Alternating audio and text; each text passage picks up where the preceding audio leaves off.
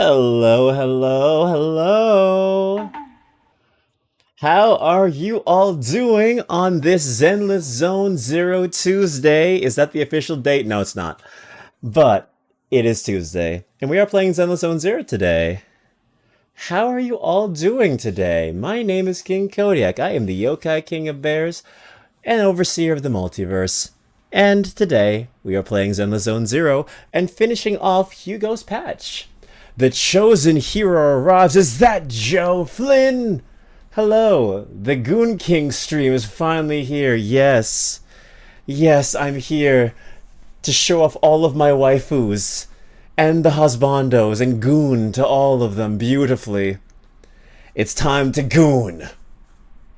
Mighty Morphing Power Rangers. Goon, go. Yes. How you doing? How you doing? How you doing, Joe? How's it going? That Resident Evil stream you had with Reed was pretty damn good. My stream crashed after you said this. Ah, I love that. I love that. Are you streaming today as well? Are you having a Resident Evil 5 stream too? I hope you are. I hope you are, because that was a fun stream yesterday. I was watching you. It was fun seeing the you and Reed having your banter and doing your fun stuff. Nah, okay. Next time though, next time.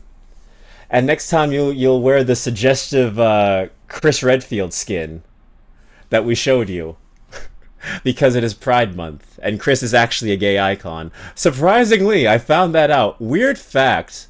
Since, I'm on this topic of Resident Evil, Chris is apparently a giant gay icon in Japan. I'm not fucking with you. I am dead ass not fucking with you. He is apparently a giant gay icon in Japan, and that is why he has so many suggestive male outfits. Yeah, because he has an audience for some reason. Like, Chris Redfield, out of everyone, does not strike me as the kind of person to be gay. But then again, he never tapped Jill. But that's neither here nor there. But yeah, fun fact. Fun fact I learned. I have an internal crisis. If I could, I would. All right. Chris is a meatball. He is. He is a big old beefcake, a big old big man, a big old big man. But yes, today we'll be playing Zenless Zone Zero. We will be finishing the Hugo story because I need to finish that Hugo story. And yeah, because 2.0 is here, and I need to do a whole bunch of shit in it, and I can't do it until I finish this patch, which I won't do until I stream it. So yeah, I was kind of in a rock and a hard place. Yeah, that's how that goes. That's how that goes. Damn. Also, Resident Evil 9 looks amazing, by the way. Resident Evil 9 looks really cool. Especially seeing how it is, Actually, let me change this song. It's a little too melancholy. Let's see. Let's see. Not that. Jeez, I got the sad playlist going on today. Uh, there we go. Uh, I'm interested in RE9. I don't know anything about Outbreak. It has been so damn long since I've kept up on anything like Outbreak related, and Raccoon City. Like, those games came out almost a decade, if not a decade ago. So it's been a pain. And so, like, yeah, they haven't been relevant in over a decade. It is one hell of a side game. Yeah, it's kind of like their version of Call of Duty Zombies when you think about it. I did not expect them to make a callback to that and tie it back to RE9. I was expecting RE9 to focus solely on Rosemary Winters since she had the DLC in 8, but no. Apparently, we're going here. Hello, Jojo. Welcome in. Welcome in. Why you spazzing out? Hope you're having a good time. They need to talk about Resident Evil Survivor. They need to do a lot of things. That's one thing about Resident Evil I do appreciate. They don't just stick with one plot line and then like once that thing is done, they're scrambling to find out what the next thing is. Resident Evil has a lot of different plot threads through their different side games that they have just never either finished or bothered to go back to. Like the ending of Revelations 2, they've never even touched on that, and that's over a decade ago now. Rosemary's Story won't probably be completed until maybe Resident Evil, like, who knows, maybe 12 or 13 at this rate. So, like, yeah, there's a bunch of villains and stuff that Resident Evil has to pull through that they will just never touch. And then you won't hear about them for like another 10 years until somehow they made a return. Where were they for the past 10 years? I don't know. They were doing their taxes. That shit takes a long time. Because that game is the best RE game. I liked Revelations. I think Revelations was good. I mean, Revelations 2, not so much, but Revelations 1, for a 3DS game, was good. And Leon's best friend, Ark Thompson, I don't even remember who Ark Thompson is, so that is even crazier. Like, there's so many different plot threads I can pull from. But yeah, apparently the main protagonist of RE9 is was the survivor of Resident Evil Outbreak, the sole survivor. So that's going to be interesting to see what they do with that. Yeah, yeah, yeah. So yeah, I'm interested in that. We're gonna get there eventually, but I can't lie. The one horror game I'm excited for this year, since I think RE9 is coming out next year or something along those lines. The one horror game I'm going to be playing is going to be Silent Hill F. I think I've told that before that it's my aesthetic. It's Japanese horror. I don't really like I think Japanese horror is kind of like boring. But from what they did in this game for Silent Hill, that looks really cool. I've never played a Silent Hill game, but I'm really interested in this one. He is the protagonist of Resident Evil Survivor. Oh, the actual first FPS in the RE series. Oh. Okay, okay. I know some of the RE lore, but I don't know all of the games. I'd say I'm into the story of Resident Evil, but I don't know like all of them off the top of my head. But yeah, I'm definitely interested in playing some horror games. Like if Silent Hill F turns out to be as good as it is, then I'll definitely stream that one too. It is an awful game, man. I don't deny it. I don't doubt you. I really don't. I really don't. I think I may have seen a Sphere Hunter video recapping it and how bad it was. I think it was their yeah. You said it yourself. It was their very uh, first person experience, and yeah, it sucks. Oh well. Oh well. They tried something new. Resident Evil is a very experimental series. It's torn between whether or not it wants to be an action game like Gears of War, or whether or not it wants to be like an actual survival horror game. I think Resident Evil 7 and 8 were a great return to form. It was kind of like a soft reboot of the franchise when you think about it. Ever since that game came out, every other game has somehow tied its way back into it with the RE engine. So yeah, I'm excited to know where we're going further into that series. Yeah. But yeah, back into some the Gooner games. In other news, I tried to roll on the Astra Yao banner again, and I failed 50-50 twice. I hate this game. I hate this game so much. This game is a pain in my ass. I did not get Yishuan because I did not attempt Yishuan. I just attempted to try and get the stupid best support in the game. And she said no. So I'm sad and I'm miserable and blah blah blah. Gotcha games are pains in the ass. Gooner Games. Feel that? Yeah, it's a pain like no other.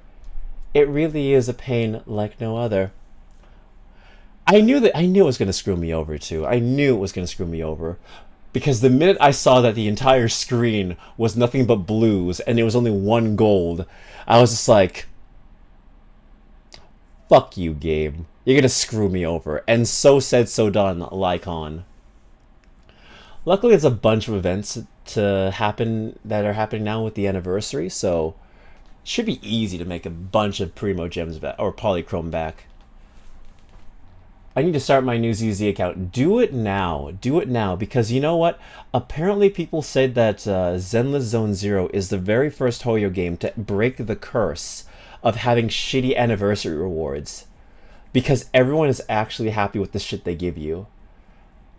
Hope for new luck. I pray for new luck, because my account is unfortunately cursed. And if I could bring it back, I would. I would, and then some. Yeah.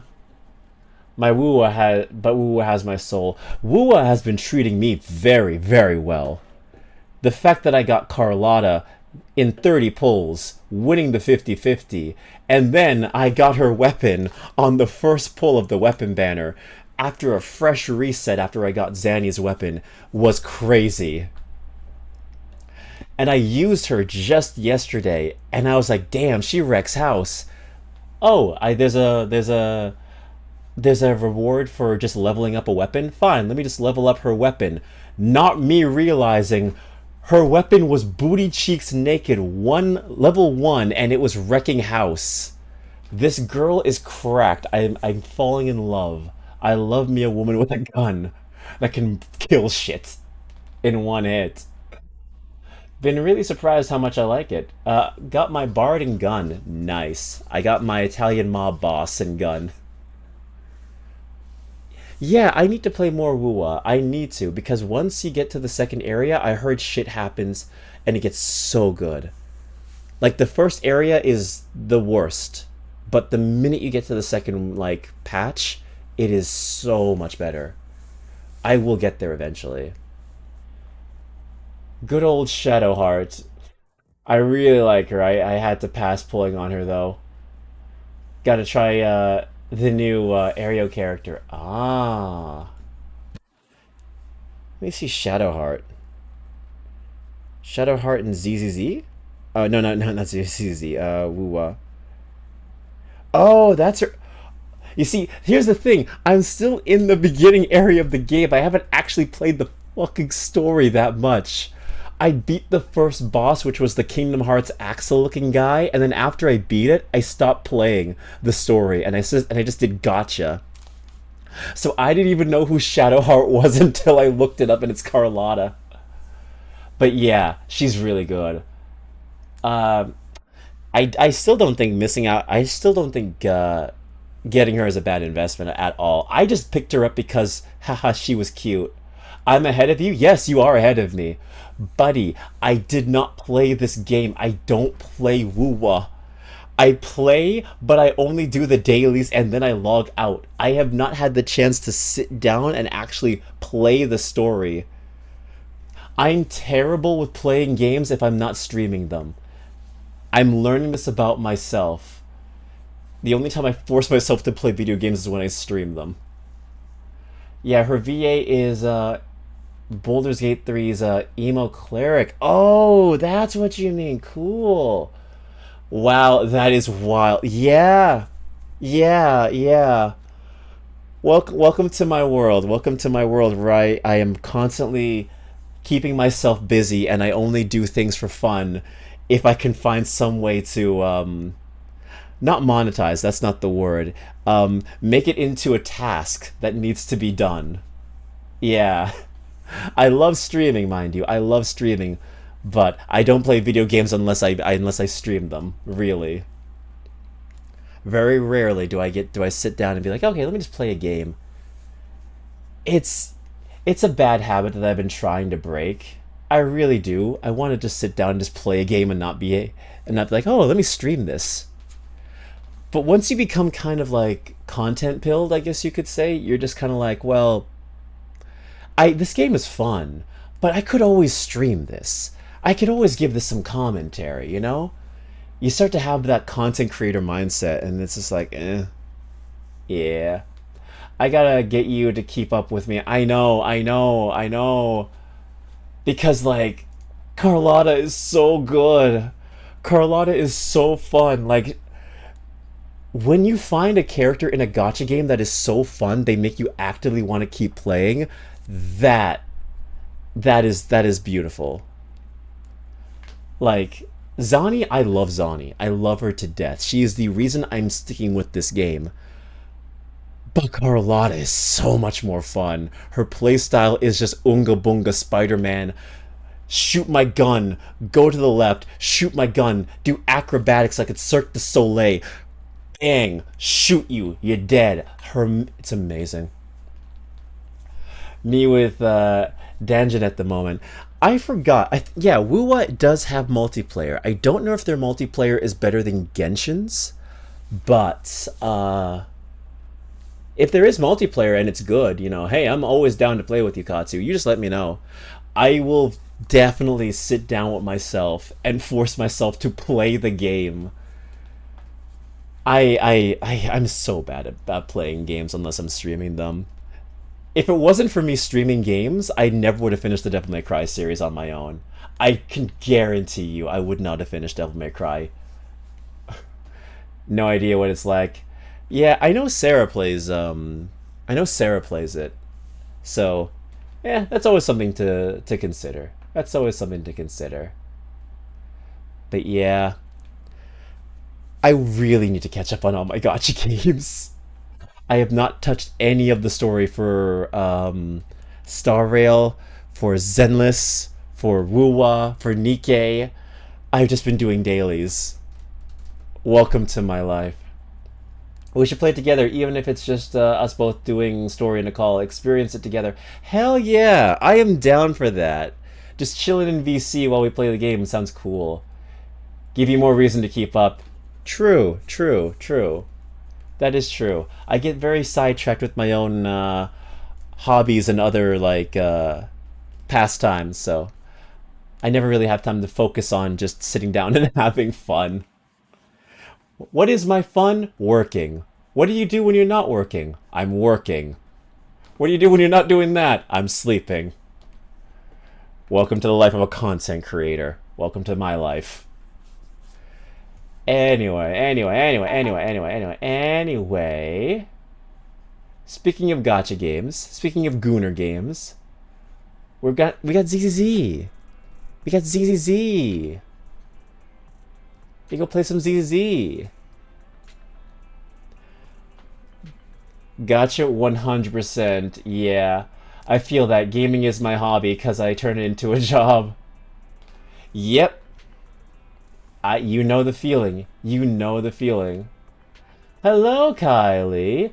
If two vegans are arguing, is it still considered beef? Bringing you sillies since 2025. Is it beef or is it soy? I guess you could say they're a bunch of soy boys. Okay, I'm stopping. Oh, speaking of ZZ, did you hear the leak about the proxies? No, I did not hear the leak about the proxies. I'm cool with leaks, by the way, so if you want to speak up on, like, leaks and stuff like that, you are more than free to. I already been keeping up with some of the new characters, at least, that are coming out in this game. Good evening, folks. Kylie, have you been keeping up with the Splatoon news? Because I saw today they just announced Splatoon Raiders, which is a co-op game. Not co-op game. It's not co-op game. No. It's a single player, it looks like, experience that focuses on deep cuts, which is really cool. I was sent an image of Belle, so sending it to you. Okay, they're apparently getting beach outfits. Wait, the beach episode is real? The beach episode is real? Hold on a second.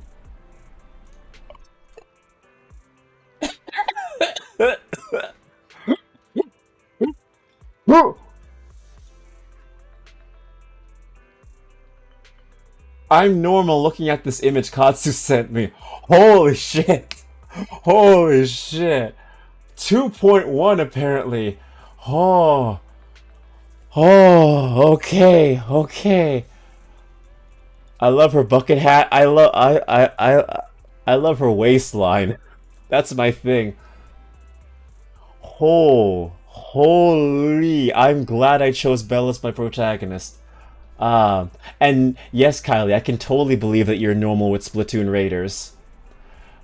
I saw the fandom go I said the fandom gonna go wild. Oh, oh, it's gonna be a blessed day on the internet. It's gonna be a blessed day on a certain website that ends in 3 and 4. Oh, I I will avoid sharing this on the website on the stream in case I got the ZZZ ninjas coming after my ass. Wait, what's happening? You don't gotta worry about it. You know what? Just look up ZZZ Bell 2.0 summer outfit, and you should find it pretty easily. There you go. That's all I'm gonna say. I put this on stream, and the ZZZ ninjas come after me. I don't want that. Long story short, what a great day to appreciate women. What a great day to appreciate women. I stole that from you, May. What a great day.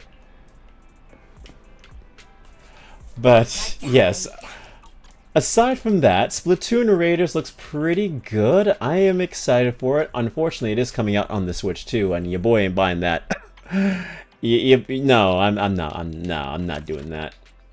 For a while.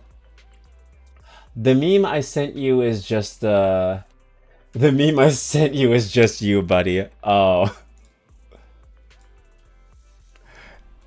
Yes. Yes. Yes. Yes. This is me. This is so me.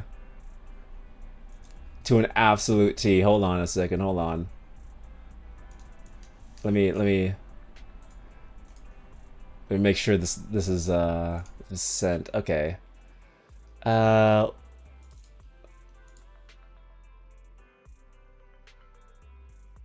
this be your boy. This be your boy. Hold on. It's a little bit scuffed. Hold on.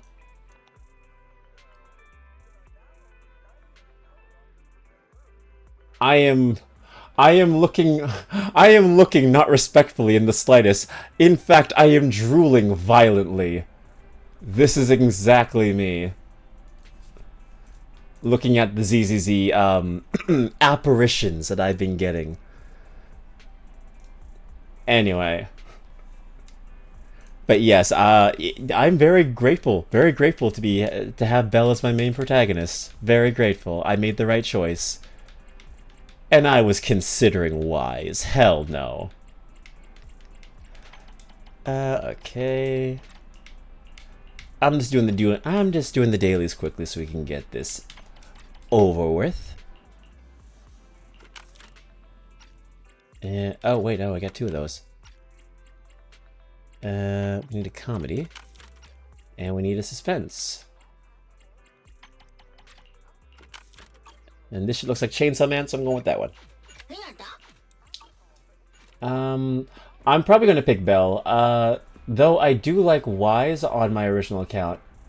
Yeah, I like Wise as well. At first, I really didn't like his design because I just thought he was Dollar Store Kalis from Star Rail.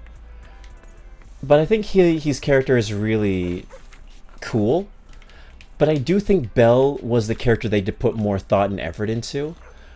If you look at their cutscenes scene by scene, she has a lot more expression and a lot more personality. And I also think she's a better protagonist for this world. Because, like, Belle is the kind of girl who's more extroverted and would go out and meet all of these agents and talk to these different corporations. Wise is the kind of guy who would do exactly this and just sit in the chair and do his job and run the video store. So I think in context, if they ever made like a ZZ anime, I think Belle would definitely be the main protagonist. Let's see. I can't do that, unfortunately. I'm speed running a present for my partner, and you're so right. Good day to appreciate women. I appreciate the love of my life. Aww. Oh, that's sweet. That's sweet. I hope she's I'm hoping that she's happy with you with what you make for her. With your present for her. But yeah, Splatoon Raiders looks really good. It looks fun. You're not playing as Deep Cut, but you are playing as a new protagonist for the story. I'm interested in it, but it's not something that I'm dying to play right this second. I think it looks great, and it's probably going to have a lot of cool lore to deal with Splatoon.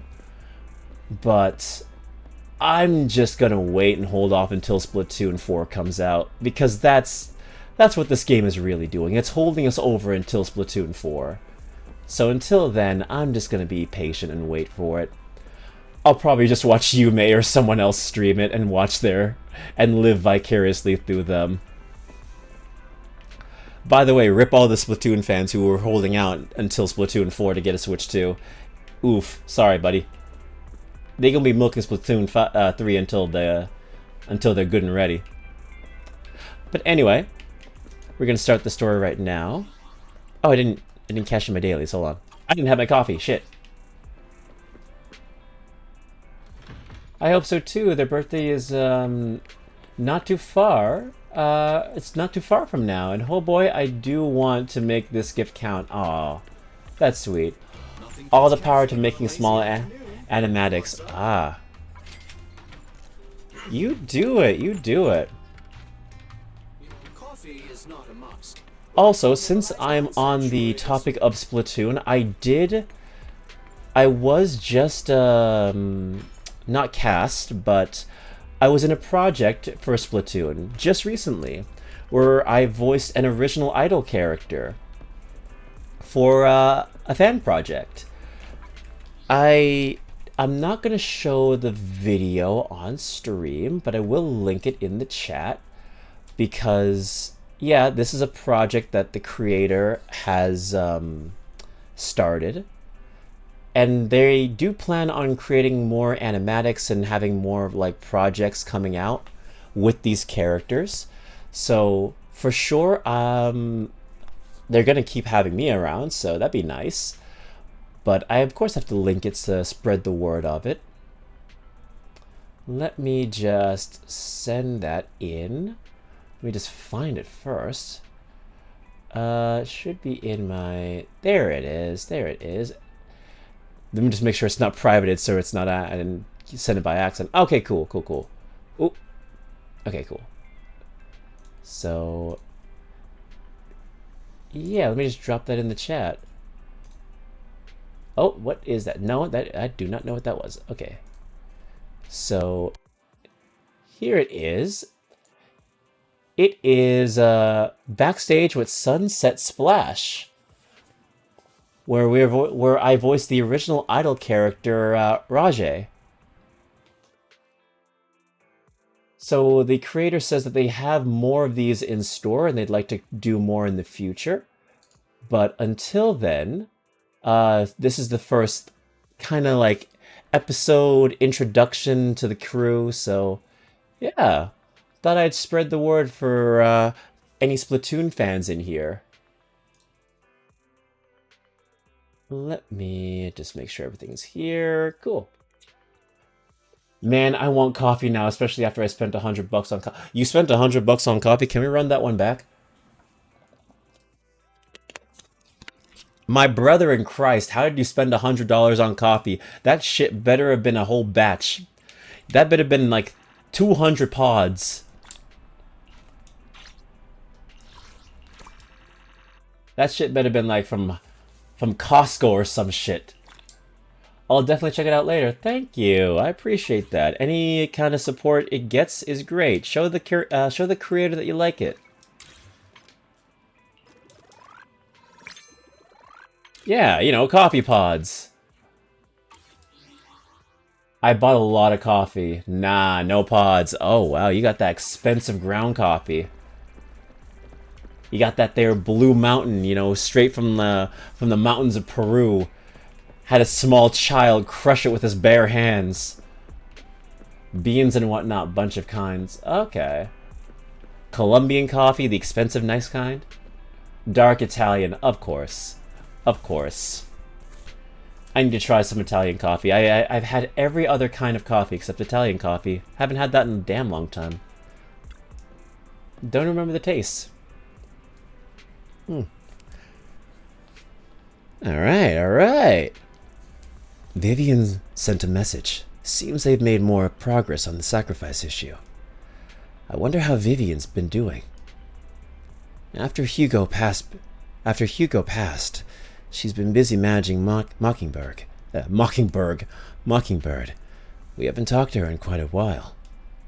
Belle, do you want to arrange a time to meet up with her? Let's go meet her up now. You are about to enter an immersive story. Yeah. Oh, wait, I said no. Shit. Yeah. A lot of my family drinks coffee, and so we buy a ton in bulk. For General Brew, iced, latte, espresso, the whole deal. Oh, nice. My family is more of a tea drinker, or at least my mom and my side of family. My dad's side of family and his side, they're all coffee drinkers, or most of my dad. My dad's heavily into coffee, so he drinks it more than any of us. Me, I'm a tea guy. I love my tea, especially making iced tea. I make a mean, like, homemade iced tea. That shit is amazing. Hell yeah.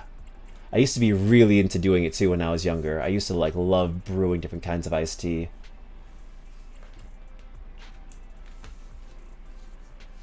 But I do enjoy a nice coffee here and there. Only problem is coffee is a diuretic, and you know how that is. Alright then, I'll arrange a time with Vivian. You just rest and tell you when. And I'll tell you when. I wish I liked tea, I really tried. You flavor it to your liking. Like, tea is one of the most universally easy things to digest. You just kind of flavor it to your liking. You like it sweet, put sugar in it. You like it bitter, like, I don't know, squirt some lemon in it. You know what? Different strokes for different folks. I understand completely. I like coffee, but coffee don't like me. Let's rest on the sofa. Tried so many ways. Rest now. The taste has never been for me. You know, it's okay. It's okay. I have to say I'm more of a fan of iced coffee now that I'm speaking of it now. I love me a good like iced cappuccino, a good like cold brew. Oh, now that's some good shit. I have not had that in a damn long time, but that is the good shit for me. But it's okay. I'm not going to be like one of those guys that's just like, there's hundreds of teas you could have, Katsu. How come you haven't had the one? You clearly haven't had the best one. It's the blah, blah, blah, blah, blah. No. It's okay, man. You enjoy your coffee. You enjoy your palpitated heart and your caffeine levels. I'm joking. Rest on the sofa? Yeah, let me rest on the sofa. You originally planned to watch some videotapes and rest on the sofa, but you end up falling asleep instead until you hear something nearby.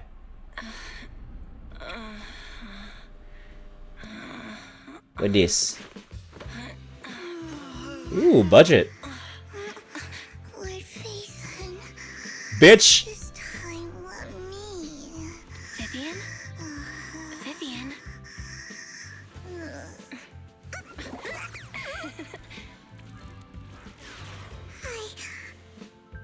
I didn't disturb your sleep, did I? Oh, God. Season 1, Chapter 7, Bury Your Tears with the Past, Side B. I don't like this girl. A little fruity? Of course fruity. Here, the other Lord Phaethon said you were resting on the couch and just let me in. Yeah, so here's the thing about Vivian. She's kind of a yandere. To the point where, like, the supporting characters have even said to lock our doors to make sure she doesn't get in. When it comes to Vivian's orientation, she's Phaethon sexual. She doesn't. It doesn't care as long as we're Lord Phaethon, which is her favorite celebrity, by the way. Yeah. The taste has never been for me. Those are great. Okay. My personal comfort with coffee is black. Hey, I drink my coffee black too. I drink my coffee black and I put it with maple syrup. The most Canadian way to do it. Hey, I'm open to suggestions to try. If I ever find a winning combination that I think you'll like, Katsu, I will recommend one for you. I am the iced tea guy. I will try. But hey, if you don't like it, man, you don't like it. I don't care. I really want to find one I like. Okay. Green tea is a universally good one. Yandere? I don't like yanderes, man. I'm sorry. I don't like yanderes. Anyway, I got here the other... when I got here, the other Lord Phaethon said you were resting on the couch, and just let me in. I meant to keep you company while you slept, but then I dozed off myself. Ugh. I was going to sit here looking super cute, hands cupping my face. You know, like the #1 sleepy face I want to wake up to pose. I can't believe I ended up falling asleep myself. #1 sleepy face? What? Sleepy face? What pose? That was a lot of words in one breath. Are you sure you got enough sleep, Vivian? No, Lord Phaethon. I was just worried that I had disturbed your rest. Just being able to see you sleeping peacefully is already the highlight of my day. No, my entire month. Though it is a bit late, but... Good morning, Lord Phaethon. I want to throw you into a trash compactor. And watch you crushed Splitter style. No, Master... Yeah, Shredder style. You know like how the Shredder fell into a trash compactor and he fucking died? I don't like yanderes.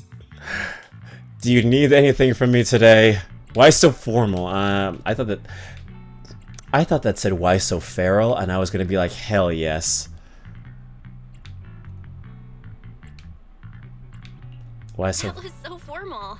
Feels like you're about to drop some big news after a greeting like that. Mockingbird's death has stirred up quite the storm. I took some time to gather intel.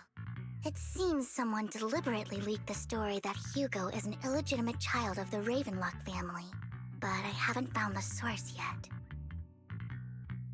Could it be Hartman? At least she didn't say my entire life. I don't know if that would make it better. I don't know. Could it be Hugo's uncle, Hartman? Maybe he's trying to turn people against Hugo and Mockingbird by playing the illegitimate child card. I suspected that too. He could be using Hugo's background to make people believe Mockingbird is just another Top's pawn. That line was cut very awkwardly, and you could very much tell. Hold on. Could it be? I suspected that too. He could be using Hugo's background to make people believe Mockingbird is just another Top's pawn. Yep, they cut that line awkwardly when they were editing the dialogue. I'm sorry, my voice actor brain kicked in for a second, and I'm very keen on this kind of stuff. The minute the audio chipped out for a second, I knew they probably tried to edit that take. Not perfectly. To the upper class, Mockingbird may be insignificant, but it has a loyal following among regular folks. But after some digging, I was surprised to find that the public isn't turning on Hugo. They're actually starting to see him in a better light. Oh, okay.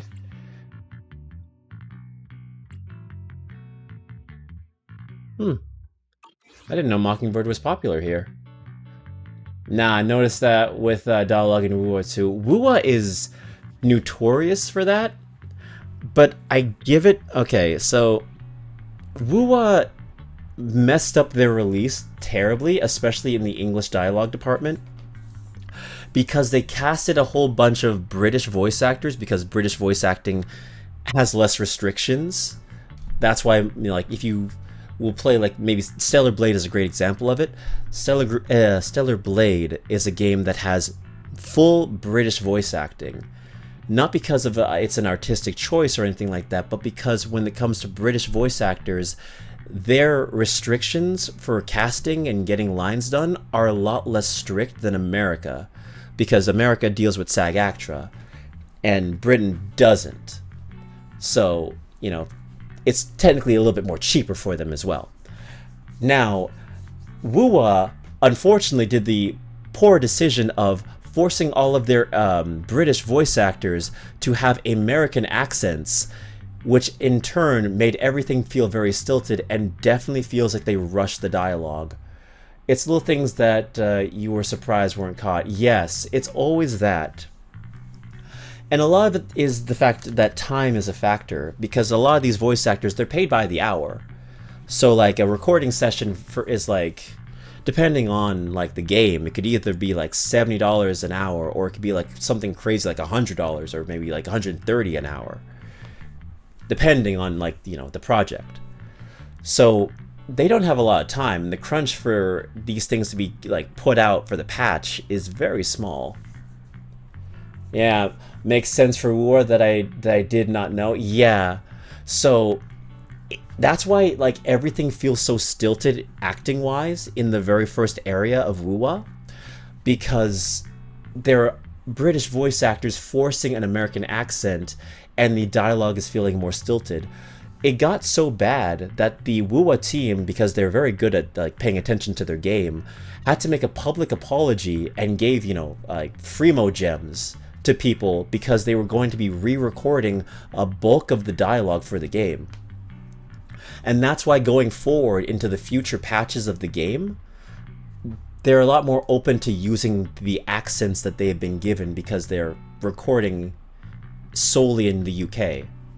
So now they kind of leaned into it. It played off to their advantage now, because it sets itself apart from all the other Gacha games, because this one actually uses authentic British accents or European accents. So they turned a weakness into a strength, and that's awesome for them. Ah, reminds me of Zelda's voice actress being American, but doing the most British voice as a joke, only for it to get accepted to be the actual voice. I'm gonna be honest with you, I don't like Zelda's voice. I'm gonna be so real and 100 with you guys. I have nothing against the actress or her actually, no. I don't have anything against the actress. The performance is not good. I do not like the performance. Very few people can pull off an American/British accent and do it seamlessly. British people can sound American. Americans cannot sound British. And it guts me. It hurts me. Even more because Zelda's voice actress is Canadian, so yeah. Yeah. I was hoping it would have gotten better in the second game, but no, it didn't.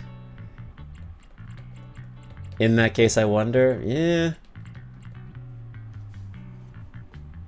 Some people feel bad for him. Some relate to his struggles. And Hartman's the one getting all the heat.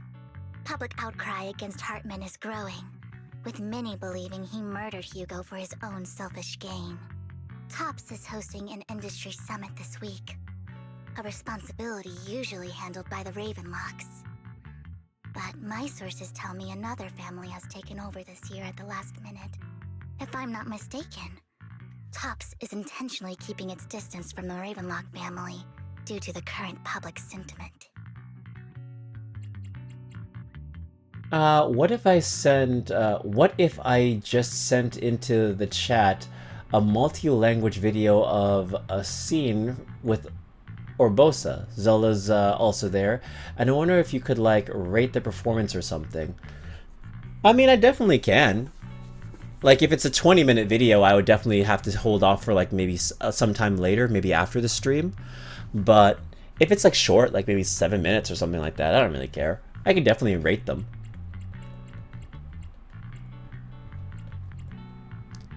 Hartman won't just give up like that.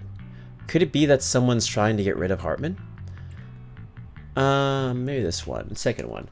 But also keep in mind, I am a Canadian voice actor, so I cannot properly judge all these other languages based solely on performance. I could only base them around sound.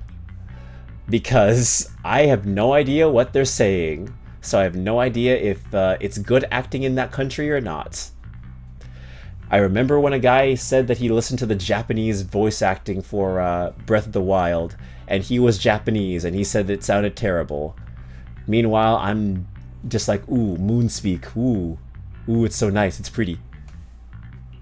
Is someone trying to take advantage of this to get rid of both Hartman and the Ravenlocks? I think Hartman knows this too, which is why he's completely vanished. No matter how hard I search, I can't find a single trace of him. Hartman must have taken the sacrifice core. Now that he holds this bargaining chip, he is definitely going to negotiate his way out of this with the Exaltists. Sorry for interrupting, Vivian, but I need a quick word with Belle. Oh, no problem at all. I'm sure you have important faith in matters to discuss. Take your time. I'll just be waiting outside. We can't make our guest wait outside. Belle and I will step out instead. Oh, don't mind me, Lord Phaethon. I wanted to browse the videotapes anyway. I'll be right here. Just let me know when you're done. Belle, Lycon's outside the video store. He knows Vivian is with us, so he's hesitant about coming in. Fair enough. Also, darn, just checked. It's 18.5 minutes long. Yeah, that's gonna be a hard sell for me right now. Ooh. Yeah, it would just be me being like, ooh, yeah, this sounds nice, or ooh, this sounds different. Ooh, this voice, this accent sounds foreign. Yeah. Like, anime is just as cringy sounding in Japanese dubs for natural speakers, like how some feel for English dub. Oh, for sure. A lot of people attest to it, and some listen to their languages to just disassociate the stigma to other. Yeah. I know voice acting in Japan is a lot more serious, or taken more seriously, but you have to also understand that not everyone in Japan likes anime by default. A lot of them are just probably just like regular people. And if they're listening to that kind of acting, they're probably just like, it's probably, yeah, over the top and cringy, like you just said. I wouldn't be surprised. I remember actually, I saw a video online, and it was showing a bunch of Japanese people, the Japanese dub of King of the Hill. I specifically remember that. It was the Japanese dub of King of the Hill, and they said that it sounded weird to them. It didn't sound authentic. It sounded forced. And that they prefer the original English dub, even though they couldn't understand it. So it was kind of an eye-opener for me when you realize that, no matter where you are in the world, unless it's from like your native country, you will instantly have you will have a lot more criticism on any work that comes from your country. And you will praise anything that comes outside of your country more. You'll put that on a higher pedestal, is what I'm trying to say. Because the fact that they thought the Japanese dub of King of the Hill was weird, when Japanese voice acting is considered a lot more higher in a standard than America, is really funny to me. Just treating it as your typical job. True. Yep, sometimes people just like the natural sound. Yeah, people like the immersion, you know? I think that could also be a factor in it as well. They watch something that's from Japan and they're like, okay, no, if it's an American voice actor, it doesn't sound right. It's from Japan, it should have Japanese voice actors. The same thing with, that Japanese dub of King of the Hill. Hey, this is an American show. I don't like hearing a bunch of Japanese words coming out of these American guys' mouths. No, this is weird. This is weird. I don't like this. Same kind of situation. He's stressing over what he did to Hugo in front of Vivian, but he really needs to talk to us. Maybe you should go speak with him first. I'll go I'll talk go to talk him. to Lycon. Honestly, neither he nor Vivian is at fault. As proxies, it's our job to be the bridge between them. Yeah, your ex-best friend is dead. How you doing, buddy? Your best friend slash, butt buddy. Good morning, Master Proxy. Happy Pride Month. Good morning, Lycon. Wise mentioned you wanted to talk to us and Vivian about something? Yes, it's an urgent request from the mayor, one that directly affects New Eridu's safety. However, before we get into the details, as a former member of Mockingbird, I'm concerned about Miss Vivian. Hugo made many mistakes and betrayed the principles of Mockingbird, but I'm certain he didn't intend to put Miss Vivian or you in danger. I don't know Miss Vivian very well, and I was the one who took her companion's life. I might not be the right person to comfort her, but I hope she doesn't regret the choices she made, or lose faith in the path she chose. Vivian looks perfectly normal today. She isn't upset. Vivian's doing just fine. She's actually been gathering intel and has a clear understanding of where things are headed. She might be tougher than you think. If you're really concerned, why not just talk to her directly? If you'd like to apologize, it should be face to face, right? That's reassuring to hear. I trust your judgment. You've always had a sharp eye for people. Would you mind coming in with me? I'd like to apologize to Miss Vivian in person. Yeah, sure. No problem. But I'll be staying neutral. Everyone has their own stance on this, and I get where both of you are coming from. As a proxy, I'm just here to make sure you have an open conversation. I'm not taking sides. I respect that. Thank you. You return to the video store with Lycon. Vivian doesn't seem to have much of a reaction to Lycon's arrival. Oh, buddy, when a girl doesn't like you, and she says nothing when she sees you, that's not a good sign. That means she hates you. That means she fucking hates your guts. In my experience, girls do two things if they don't like you. They either glare at you like you're a moldy piece of gum on the sidewalk, and they just stepped in you, or they are dead silent to the point where you might as well just not exist. Both of which are not good options, buddy. Miss Vivian, I'm very sorry about Hugo. You don't have to explain anything. I'm also part of Mockingbird. Oh, she's Mockingbird pissed. stands on more than just gain, so it won't fall when fortunes shift. Hugo had his fixations and ambitions. I also have things I must see through. I'm determined to get to the bottom of the Exaltus and the sacrifices. Miss Vivian, as a former member of Mockingbird, you have my deepest respect. You have my word, whatever comes next. I would never harm you or Master Proxy. As for Hugo, please accept my condolences. Girls in my class would usually be pretty vocal if they didn't like someone's ass. Maybe it's a cultural thing. It could be. It could just be a cultural thing, because in Canada, or where I was, like, they were very dismissive. Very much so. They didn't tell you, like, I don't like you, stay the hell away from me, or anything like that. They would just kind of, like, brush you off, or just they would give you that 1,000-yard death stare. You know? Interesting, though. Condolences? That's not necessary. Mockingbird has plenty of tricks up its sleeves. This isn't the kind of act that ends so easily.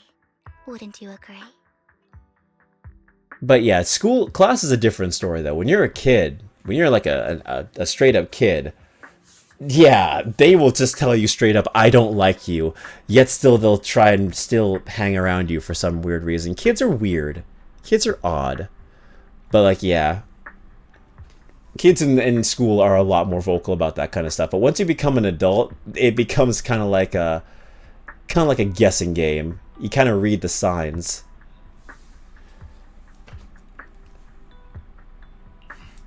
You're right. Hmm? Do you mean small kids or like teenagers at the age of 16 to 17? I would say both.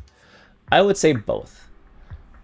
I would say once you get to year around, like once you start reaching, I want to say 18, 19, that's when you start becoming less vocal about whether or not you like someone unless it's behind closed doors. And once you reach like the 19s to the 20s, that's when you're just like, okay, I'm not going to actively tell you I hate you, but I'm going to do a lot of things to make it very obvious I hate you. That's kind of my that's what I've experienced. Granted, my experience might be different from other people's, but I will just say that's what I've seen. Huh? That's it? You two just figured it out? Oh, that was fast. Master Proxy, I believe we all share the same goal. Uncover the truth of the Exaltists and the sacrifices. The mayor has tasked me with inviting you to take on this mission, and hopes we can work together moving forward. Interesting. Yeah, it could always just be cultural differences. It could always be a cultural thing. You never know. I don't know if things in the UK or wherever you are different. Though I wouldn't be surprised if the UK or Europe in general is a lot more forward with it.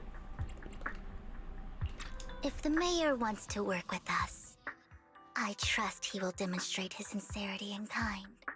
Mockingbird will not serve as a pawn for the powerful. That will never change. Of course.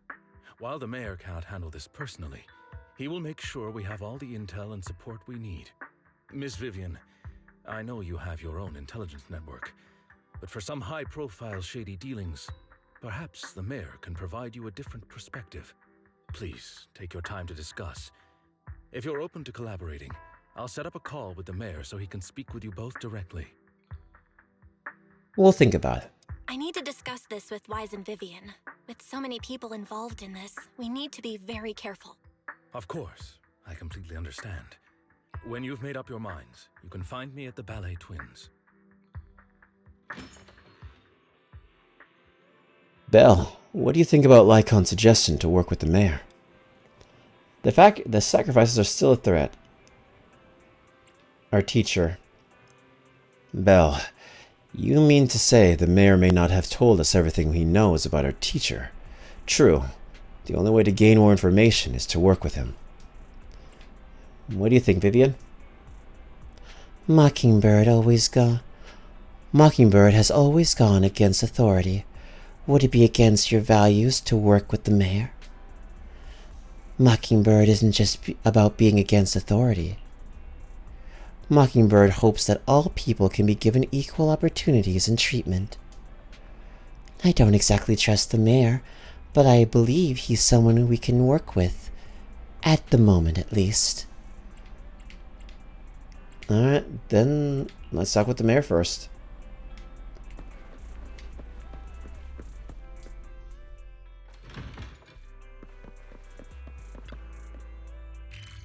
Belle and her goofy ass run.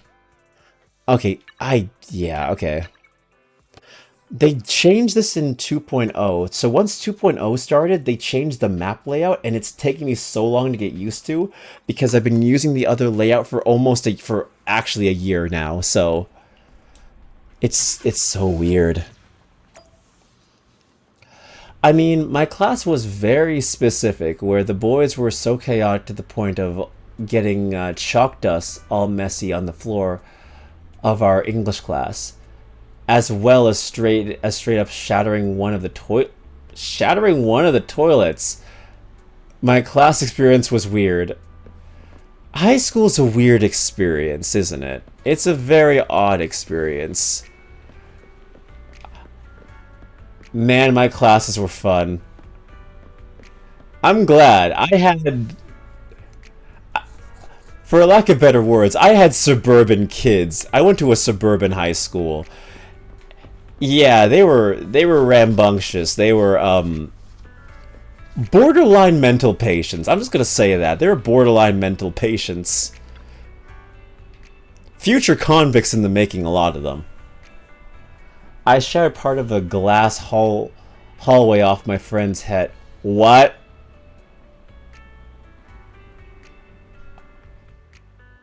Hatsu, you want to elaborate on that one, buddy? You want to elaborate on that one, buddy? I'm concerned. You did what now?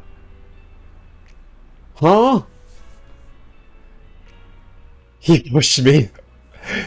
I pushed him back. He pushed harder. Ah. And then you pushed harder back. And then you ended up shattering it. Is he I shoulder tackled him and he bounced his head off the glass pane. Jesus Christ. Is he okay? Did he need stitches? Because that shit was glass. What a story. No, he's dead. Oh, well, shit. I'm so sorry to hear that. I'm gonna... Yeah, well, damn. But he was fine. What the fuck do I say to that? What the fuck do I say to that? What the fuck do I say to that? I'm just like, huh. Oh, he's dead. Don't know if he's fucking with me or not. There's a high chance he's fucking with me. I'm like, I'm here stun locked, like, huh? Do we clip this one? Clip whatever you feel like, Kylie. You are more than welcome to. Have fun here. That's what I say. Have fun. I know, buddy. He has passed, but it's funny to fuck with you. I fucking hate you. I love you, but I fucking hate you. I didn't lie about any of the above. Oh. Oh. I can't tell if you're fucking with me or not. I fucking hate this. All this shit's in the fucking chat and I'm fucking coming up with my own context with this shit when I'm reading it. No, he was a close friend of mine. Oh. Oh. Okay. Okay. Okay. Understood now. But he didn't die from bashing his skull in. Okay. Well, first of all, my condolences. Definitely my condolences. Second of all, okay. I'm glad it wasn't... Yeah. Okay. So... Anyway, yeah, ZZZ. It seems you and Miss Vivian have made your decision. Let's talk to the mill. Working together requires sincerity on both sides. Yeah, yeah. Of course. Please rest assured, when it comes to sacrifices, the mayor's interests align with yours. Or rather, we both want to protect the people of New Eridu. I'll connect the call to the mayor now. My dear friends, I'm glad you're willing to keep working with me. I'm truly sorry about what happened to Mr. Hugo Vlad. I didn't anticipate things would turn out this way. As mayor, I can't fully condone Mockingbird's actions, but personally, I had a lot of respect for Mr. Hugo Vlad. But I knew it would get you if I worded it that way. You are just a genius. You are an absolute genius in how you can fuck with people. It is actually impressive because you actually stun locked me. I'm not mad. I'm impressed, honestly. I'm more impressed than anything else. I find it funny. It's like one of those situations where I don't know if I should laugh or if I should be sad.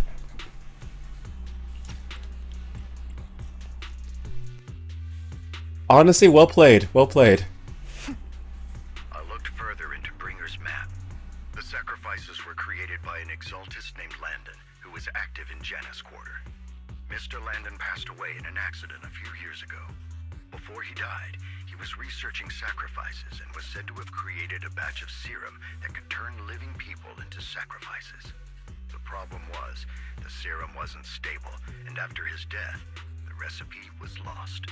No one knows what happened to the Exaltist in Janus Quarter back then.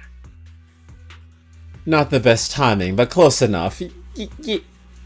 But he was fine, yes. Thank you for the clip, Kylie. Thank you for the clip. But it's clear that after the leader died, there haven't been major Exaltist activities in the area. Bringer's map marks the locations where the Exaltists' most successful attempts at creating sacrifices were. Already passed away. Since this person has already passed away, and the Exaltists haven't been active around here for a while, then could it be that this is just Hartman acting on his own? Unfortunately, that's not the case. My sources confirmed that Hartman had been secretly in contact with someone, and they only meet inside the Hollow. Someone from Tops. Is it possible it's someone from Tops? Tops is a huge alliance of corporations. They wouldn't bother getting their hands dirty. Instead, they just sit back and reap the rewards. Everything Hartman is doing is to secure his place in Tops and strengthen his power within the Ravenlock family. I'm very curious on this clip. I'm sorry, this clip is... I need to see this clip. I need to see this clip.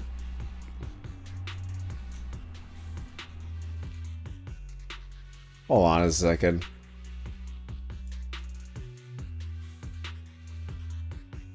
Or I have to see it.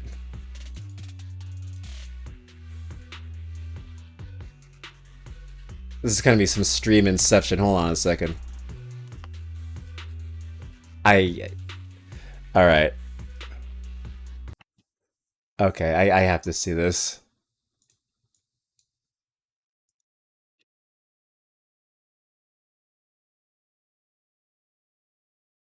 Wait, is this on times 2 speed? Oh, that's it. It's a times 2 speed. What the fuck? Why is it at times 2 speed? Jesus Christ.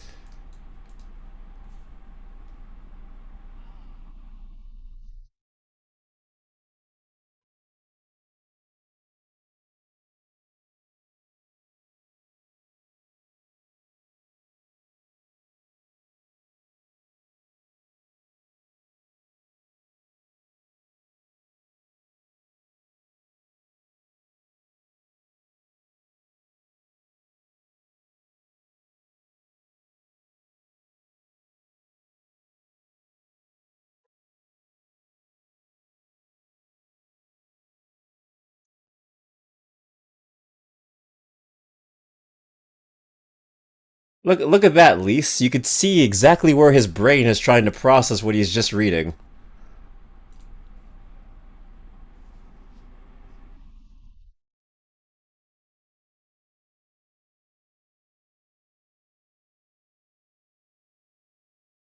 And you could also hear my noise gate trying to struggle with my voice. Holy shit.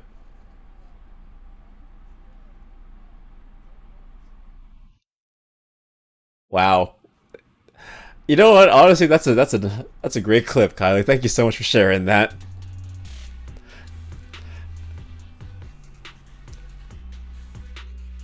Actually, you know what? I have a very, I'm very curious. How does my microphone sound when I'm not using the noise gate?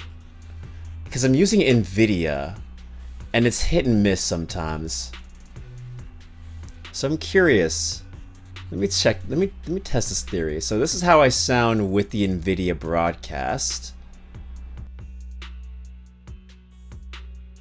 And this is how I sound with my normal microphone, without the sound effects on it. I wonder which one sounds better.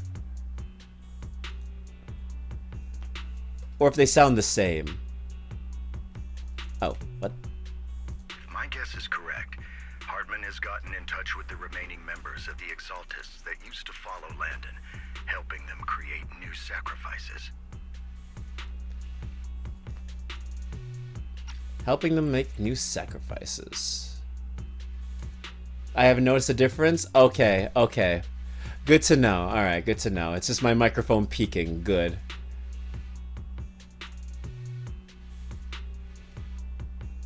Quality is overall the same? Oh, okay. Ah, alright, alright.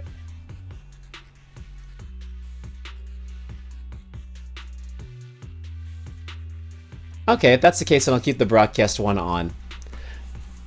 It just helps make sure that you're not hearing any of the jet engine fans of my PC.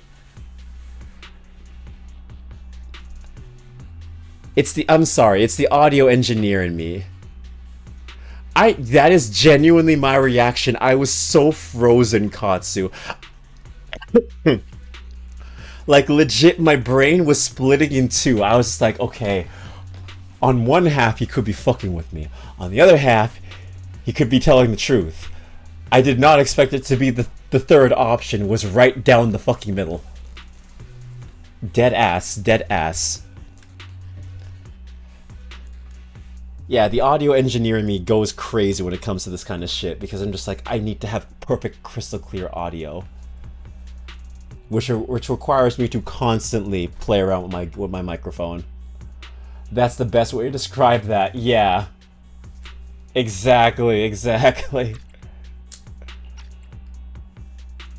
I'm like, is he fucking with me? Is he not fucking with me? Both. Great. But what's in it for Tops? But what's in it for Tops? There's no way the Exaltists would just hand over their secrets about sacrifices to Hartman, right? A sacrifice outbreak would throw the city into chaos. And that's when Top steps in, taking control of the situation on their terms. The public will see the mayor as incompetent, while Tops comes off as the real protectors of the city. And when that happens, public trust will shift towards Tops. And Mr. Mayor, you might find yourself in an unfavorable situation. Still sharp as ever, Miss Vivian. So, what exactly do we stand to gain from partnering with you? Oh shit, the Twitch app is actually working for once? That's fantastic. That's actually great. Yeah, because the Twitch app sucks. Oh shit. I don't think I've ever been in a fight at most I would act like a human shield for 2 separate times. I have never been in a fist fight. I've had people challenge me to fights, but I've never actually gone through with it. I was too scared as a kid to get into fights. But now that I'm an adult, funny thing is, now that I'm an adult, I want to throw hands. But now, as an adult, it is the worst time to ever throw hands because prison is a very real thing. I was in a few fights. Did you win? And even if you didn't win, did the other guy bleed? That's all that matters. I have a really funny one that confused my friends. I'm scared. I'm scared. What happened? Please don't tell me you're doing this out of some noble concern for your citizens. I'm not some hero of justice. And I don't believe in lofty ideals or empty promises. We have a common enemy. While our ideologies may differ, we can work together on this. And as proof of good faith, I may not know exactly where Hartman is, but I can fan the flames over Mockingbird's death and escalate conflicts within the Ravenlock family. So it was you behind the rumors. No wonder I couldn't trace the source of the public outcry. I'm not the one who started the rumors. I just helped them spread faster after they leaked. Oh, getting a call. Hold on a second.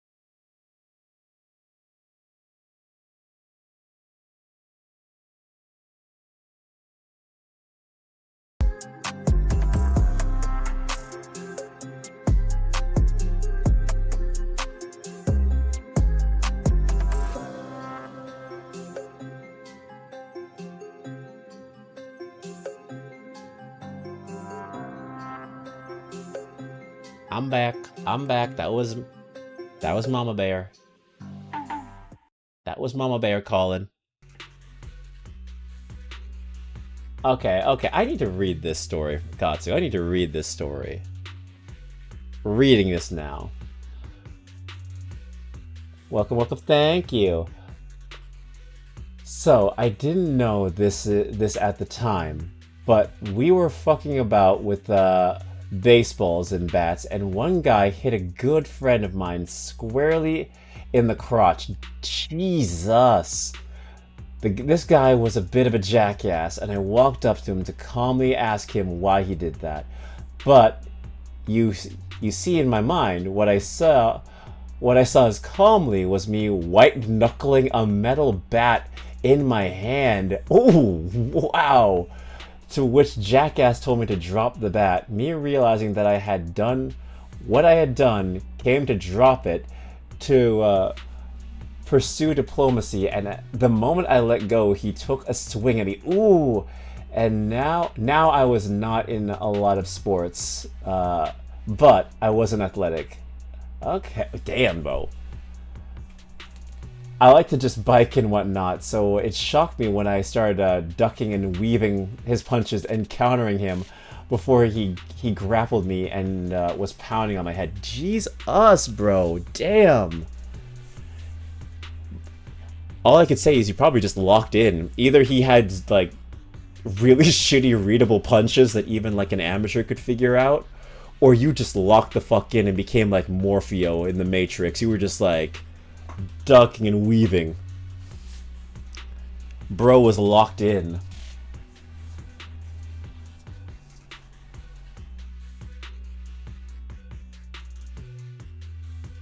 But honestly, I'm surprised he didn't see you white-knuckling that metal bat in your hand and think, huh, he clearly has a weapon. Maybe I shouldn't try and pursue a fight with this guy who clearly is ready to swing a metal bat at my skull. Bro was looking for a fight. Real shit. I felt nothing, but I learned I had a lot of adrenaline when I'm pissed before we got pulled apart. Some people are like that, bro. It's crazy. Like, there was one woman I met who, like, she had some kind of, like, issue where, like, once she loses, like, control of herself, it took, like, 10 grown men to pull her back and stop and calm her down. Like, I don't know what this condition is called, but it's like when you just, like, you lose your senses and you just start lashing out. It's crazy. Like, yeah. Adrenaline's a hell of a thing, man. It can make you into a damn superhuman. Real shit. Since we're talking about injuries, yes. Continue the conversation. Why not? Why not? It was a fun thing to learn, all because I just wanted to talk. Talk, yes, quote unquote. It was like the fucking Avatar state, bro. All of your Italian ancestors came at you in one moment, and you fucking locked in. Generations of Italians just came out in one fell swoop. I've used it to my advantages later on. Yes. Being able to master a skill like that is definitely useful, especially if you don't let it control you. Because if you do, you'll end up in prison.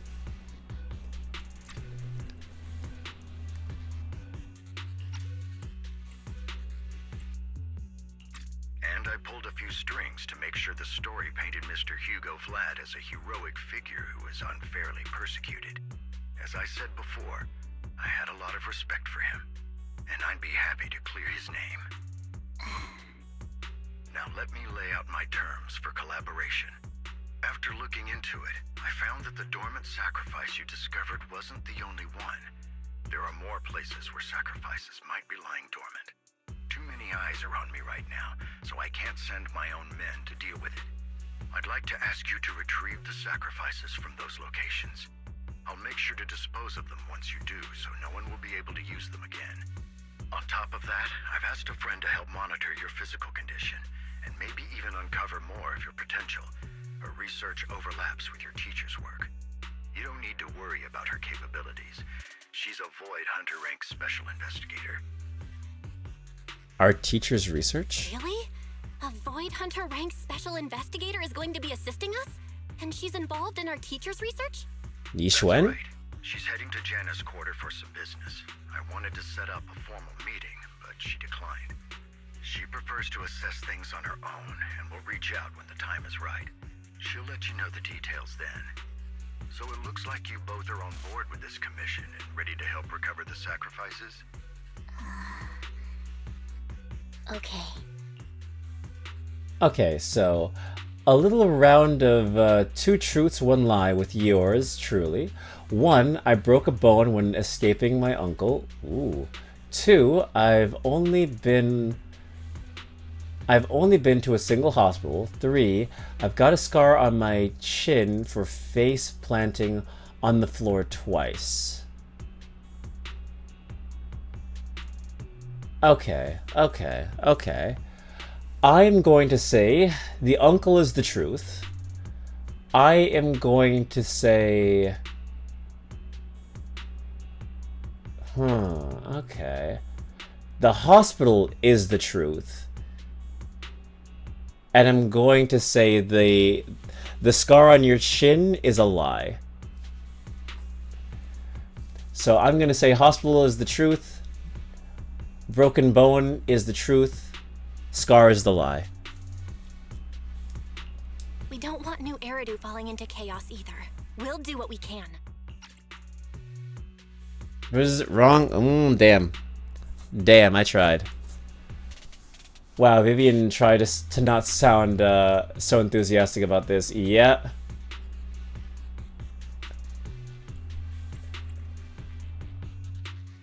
Scar is real, okay. Okay.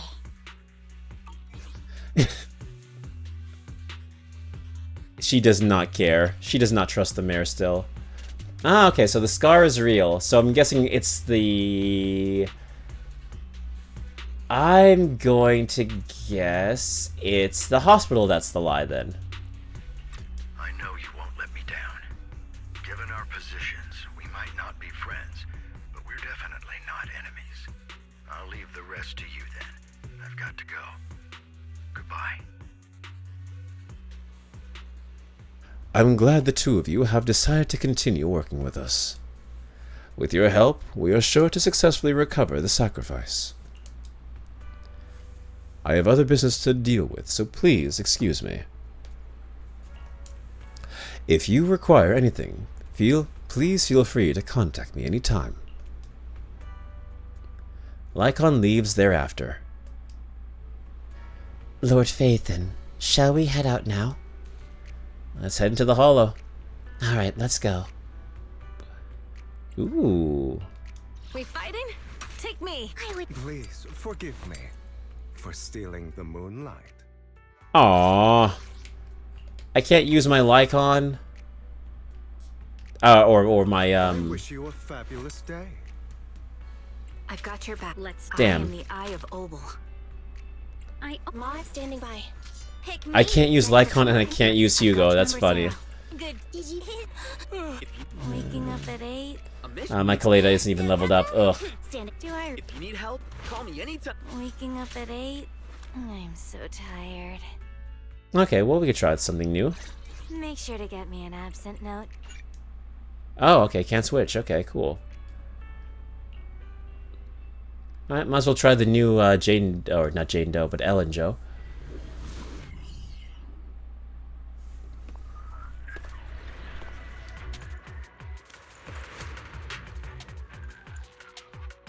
Ooh, I like this music. Yep, been to, let's see. Yep, been to more than one hospital. Once in Turkey after getting a nosebleed from overheating. Yeah, those European summers are no joke. And another time to rest my eyes for laser eye surgery. Ooh, you had laser eye surgery. Okay. Ah. Cool, cool. I've always thought about getting laser eye surgery for my to get rid of my glasses, since I have like terrible eyes. After activating EX Special Attack, Vivian will automatically enter the Fluttering Frog state. During this state, tap the fist button to unleash Basic Attack Fluttering Flux Suspension. Afterwards, when any squad member's EX Special Attack hits a target, Vivian will perform a basic Feather Bloom effect. Okay, cool. Thank you for trusting Mockingbird and me.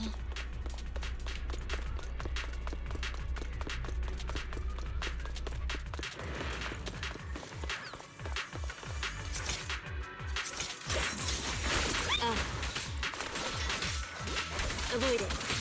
Okay.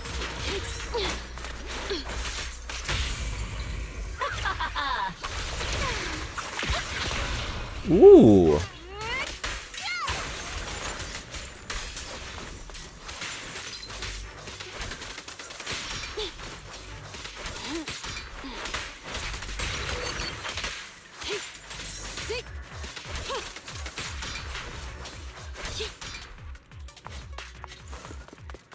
Not bad, not bad. Has someone already taken the dormant sacrifice from here? I got scars in my hand from ever since I was 5. Oh. Okay. Yeah, I got scars too, but most of them are from, like, yeah, various injuries. I scar very easily. I scar, like, incredibly easily. Like, even when I don't think I'm going to scar from something, I scar. Oh, it wasn't that specific surgery. It was like, apparently my left iris was becoming dangerously bad, so we were advised to treat it right then and there. I had to stay in the hospital for multiple days and was advised not to look at my phone a lot. Ooh, that must have been difficult. Damn, sorry to hear that. At least my granny and mom took turns staying with me. Oh, that's sweet, though. At least you had someone to take care of you. It's funny, because since the lines are on the back of my hand and palm, the ones on the palm look like they are under the skin. But the ones on the back are raised up like normal scars. It's kind of cool, honestly, now that you think about it. That must be real. I mean, yeah, that's interesting. Mine was from a dog pretty much ruining my hand and puncturing through it. Ooh, God, that sucks, bro. That sucks. Damn, a lot of times that happens, it's the owner that's to blame. I hope that problem was taken care of, though. I really do, because, like, once dogs taste blood, then that's kind of it, you know? Yeah. Oh. It was our dog. Oh. I think you know what happens when a dog bites a human, brother. She didn't want to be pet. Yee. Oh. I wanted to pet the puppy. Yeah, well. I wasn't a smart 5-year-old. I wouldn't say that was your fault. I mean, you were 5, okay? You were 5. Again, if the dog bit you, that says more about the owner than about you. You know? Like, I've seen pets be around toddlers and kids, and they're completely well behaved. Or did the Exaltus decide to relocate it? No. If these dormant sacrifices aren't handled carefully, they could awaken and turn against anyone nearby. She wouldn't risk moving them unless it was absolutely necessary. But I never had a fear of dogs like you would think that would cause a trauma. I have always had, like, when I was a kid, I'm cool with dogs now. Like, I've seen, like, big dogs, small dogs. It doesn't bother me. But when I was a kid, I was scared of dogs I was scared of big dogs for a while. Not all dogs, but big dogs, like, scared me.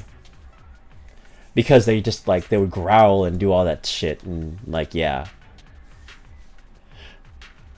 I also heard of a like a I heard of a guy whose face was actually bitten off by a dog, his family's dog, and they did not do anything about it. They just never went by their grandfathers again.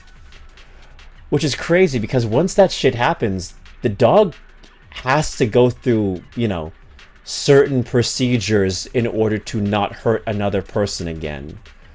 So I'm surprised that that never happened to either you or the that other family in question. Because, like, it's a law. If a dog attacks a person, they have to go through the process, if you know what I mean. My experience with animals were surprisingly tame. Both my cousin's dogs are pretty fun, but their corgi and shepherd dogs would jump onto guests to greet them. Though the shepherd would get scolded because of it, she's a big girl. Yeah, the big ones are definitely the bigger problem. Yeah, but I love my labs so much. Ah, okay. Okay, so nothing happened to them after you got bit. Okay. Did she realize the mayor was looking into this? I am personally a fan of the smaller breeds of dogs, like the Shih Tzus and all that kind of shit. The Pomeranians, that kind of crap. Well, we didn't keep that dog. For good reason. I would say for good reason. For very good reason.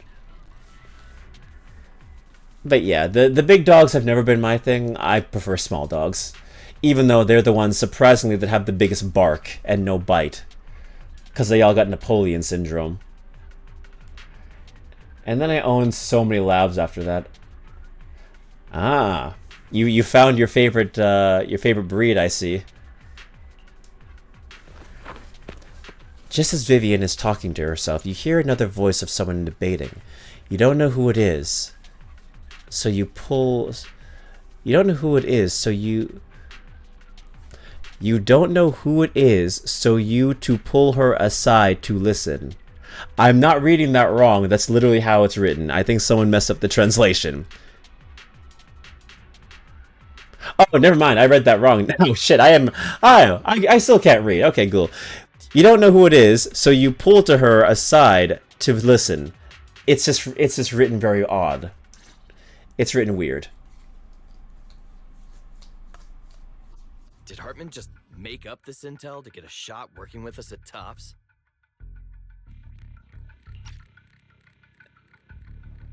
At most, the corgi gave me, like, a small bite once. I raised my voice accidentally, and she looked so guilty. I couldn't stay mad. Also, comma go a long way. Yes, commas do go a long way. Punctuation would be great, game. Sometimes it does make a difference. After I reassured her, she went up to me again. We hugged. Aww. At least she knew it was an accident. Love big dogs, and I'm trying to get the last color of lab and talk my way into a Maine Coon or a Savannah cat. Savannah cats look really cool. But my god, man, you're gonna be Ace Ventura with all those pets. Or whatever his name is.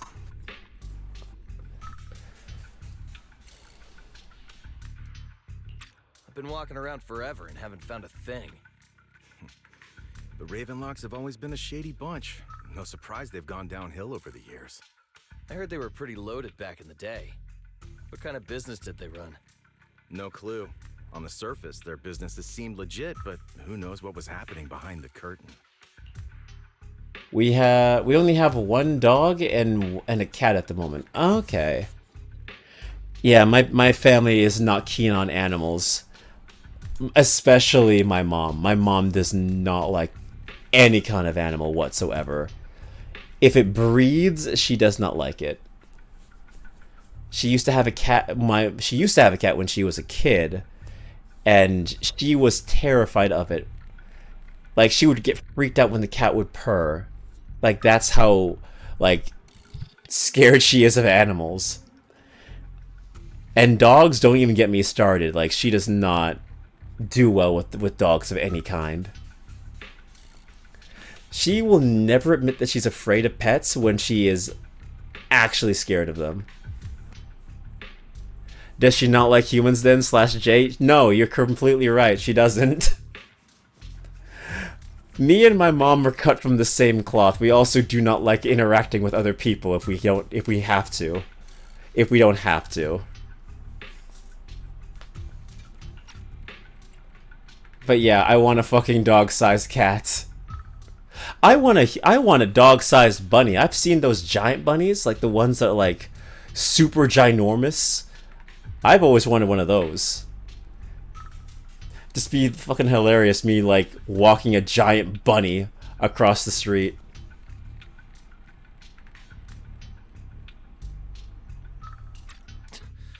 Probably something with the sacrifices. I mean, how else would he know about the dormant ones left around here for years? And he was so sure that even if those original sacrifices didn't work out, he had a backup plan. Backup plan? What could that be? Well, that's beyond me. I just happened to overhear something while I was next to Mr. Edmund one day.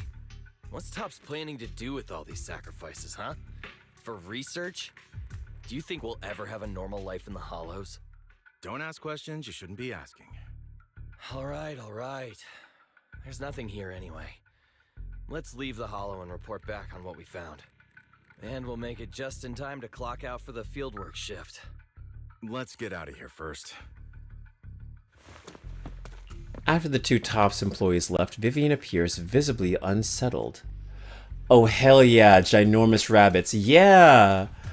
They're so cute. I love them. They're just like having big dogs, except, you know, they just shit pellets.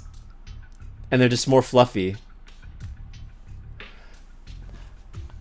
I have. It's one I mentioned above between the Savannah, a Lynx off-breed, or a Maine Coon. Or get a license and get a panther. I'm most likely joking on the last one.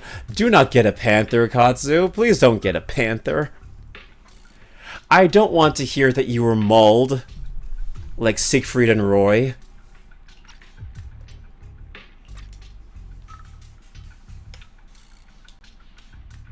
Hartman, that fool.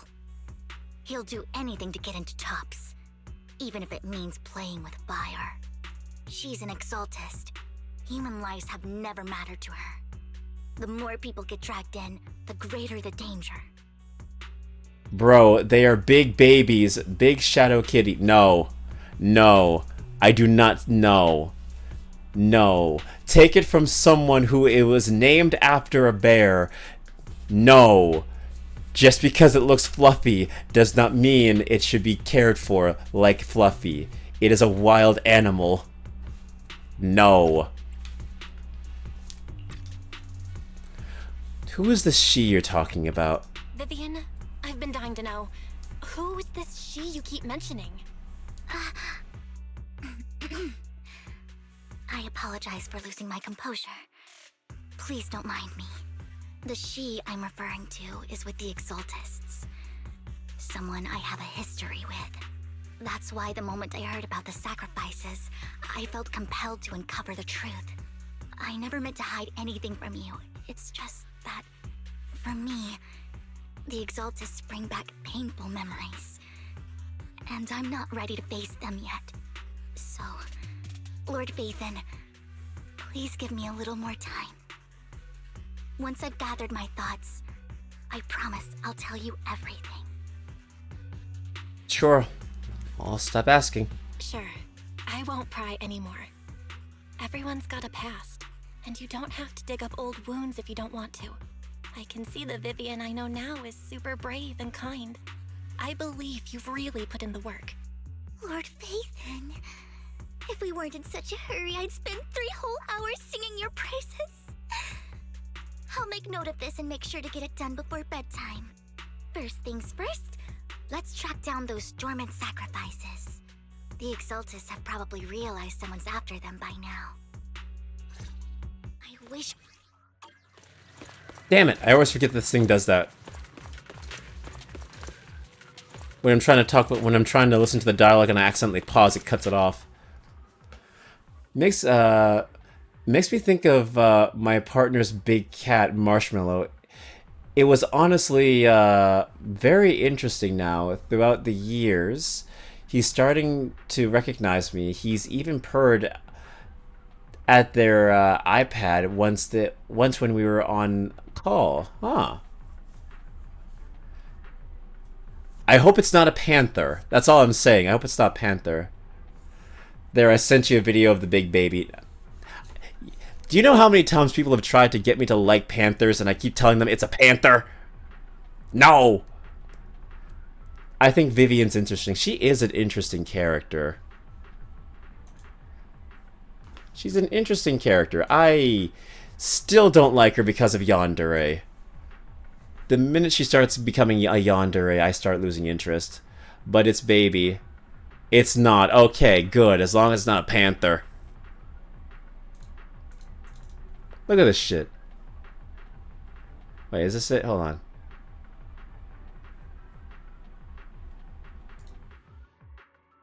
Look at this shit Katsu sent me. Look at this shit.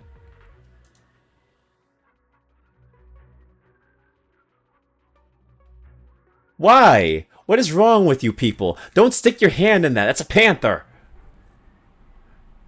That's a panther. I don't get you people. I don't get you people. I don't understand you. Fun fact, nature gave us the tools to stay away from these things. Y'all just want to stick your hand in it. He's like panthers, specifically he's like panthers, specifically his dad may be a Maine Coon. Ah. Because generally it's pretty big.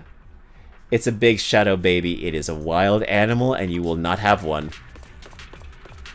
Nor should you have one.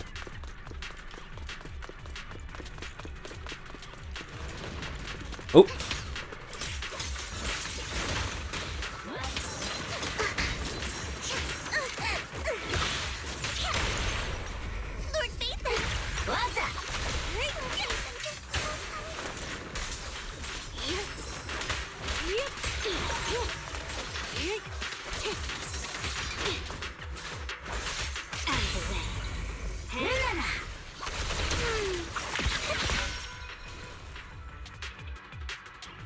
This dormant sacrifice is gone too.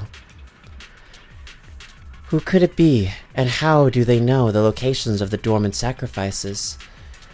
Let's check the next location. I hope this doesn't become a nightmare for a new Eridu. Hugo may have done terrible things, but he had his reasons. Mockingbird might be seen as the bad guys by a lot of people, but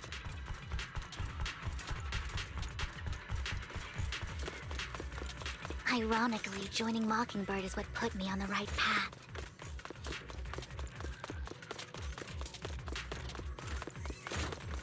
For the first time, I'm needed for more than just my curse.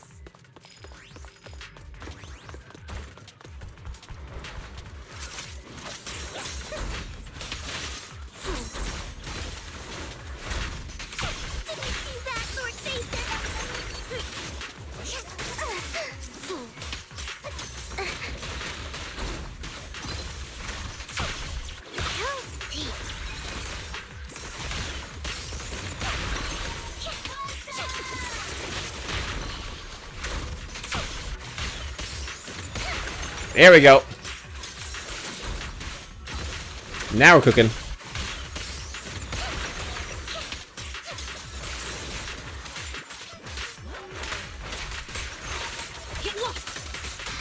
Nothing here either. So yeah, she does have a curse. Her curse is the fact that she sees the future, but she only sees what's wrong. She can only see what's wrong with someone's life. So imagine her like Bruno from Encanto. She can see the future, but she can only see the worst thing that's going to happen to you. And so people blame her and say that she's cursed. When in truth, she's just seeing a future that she has no input in. Okay, okay. Look, I can't have a penguin, so I will have a rideable cat.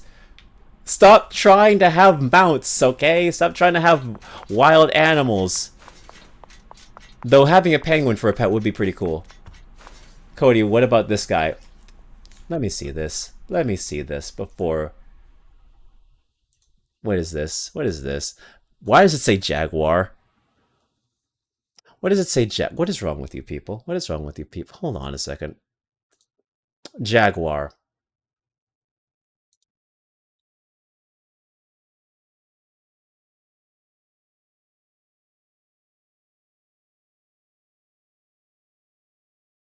Have you not...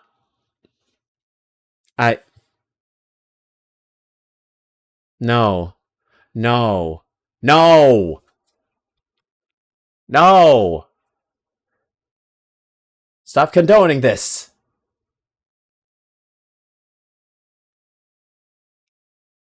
She is a trained professional, mind you.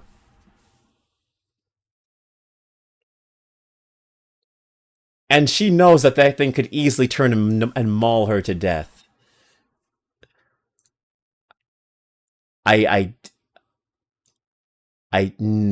No. I do not stand for this. I think you all should be away from a zoo. You should all be banned from the zoo. I knew it was you, Vivian.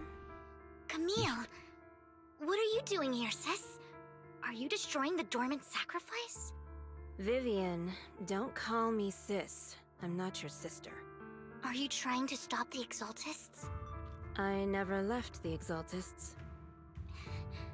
You know what Landon did back then. Lord Landon did it for the Creator. His methods may have been extreme, but they were necessary. Back then, you walked away. You should do the same now. We didn't meet today. Take your friends and leave. What's wrong? Are you being forced into this? I can help you. Help me? Like how you helped her? Vivian, you're crying. You see me, don't you? No, You haven't changed a bit, Vivian. No need to hide your tears. I know exactly what's ahead for me. You've made your choice, and I've made mine. One last piece of advice. Stay out of this. She loathes you. I won't tell her we met today. Don't show yourself around us again.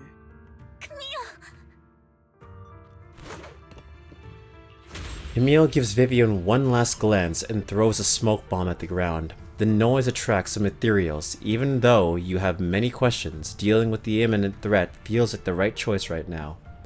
Listen, mate, I have no desire to have one as a pet, but you gotta admit, jaguars are pretty cool. I completely admit they're cool. I think jaguars are pretty damn awesome. That one was pretty cute. It was adorable. That being said, the stronger part of my animalistic instincts tell me that is a threat, and as a threat, I should stay away from it. You know, it's called Darwinism for a reason. Natural selection. My brain registers that as a threat, and I need to run. I can be trained. I have a feeling you tried to say it can be trained, but you know what? I like the idea of you can be trained. Yes, I can train you to not like jaguars. And warm too. I held a jaguar cub with my cousin back when we were smaller. Best experience of my life. That is adorable. Damn. You know what I felt when I was a kid? When I was a small child? A fully grown anaconda. Yeah, they had one at a flea market zoo. And we all got to feel a large anaconda wrap around us. It was in my hand. A what? An anaconda. It friend-shaped. It was not friend-shaped. I will never forget that feeling of touching that anaconda and holding it. The best visual I can describe for you all, you don't know what animal that is. Hold on, you don't know what an anaconda is. Let me get you a photo. Let me get this in. Anaconda. Okay, so you don't know what an anaconda is. So this is okay, this is the best image I can find. This is a perfect image. So let me see. It's a giant snake. Okay, so yeah. This is essentially it. I had to hold that thing when I was a kid. And I went to the flea market zoo. Oh, this snake creature. Yes, exactly. The best way I could describe what it felt like holding it is, imagine you are holding a leather jacket, and there's a large, heavy piece of meat in that jacket. But the meat is slowly moving back and forth while you're holding the jacket. That is the best way I can describe what it felt like to hold this thing. Happy Noodle, none of you should ever go to a zoo, ever go outside to any kind of wilderness. You will die in 0.2 seconds. I am scared for your survival. Very much so. Boas are great as well. I love snakes. I hate, no.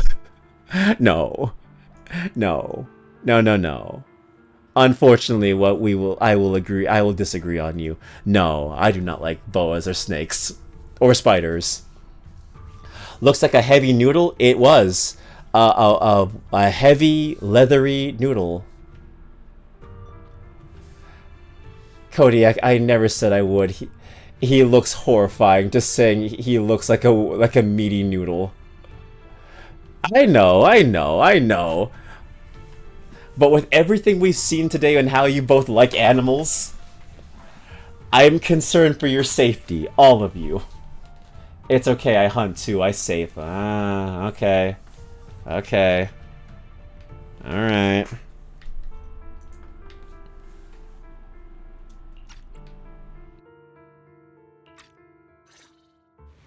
Lord Nathan, watch out! Oh.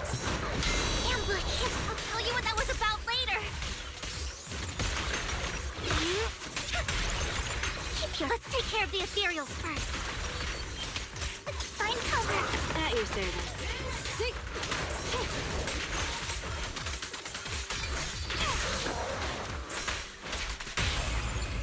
Hurry.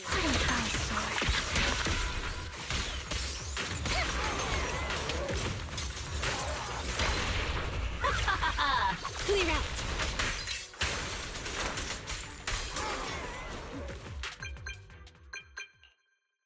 After fighting off the ethereals, you search for a long time, but don't find any dormant sacrifices. After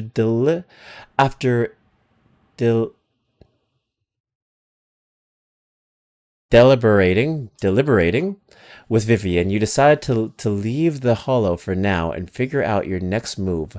Just then, the phone rings. You two took longer than I expected. Did something happen? Let's see. I would have it. Jaguars are pretty underrated, what can I say?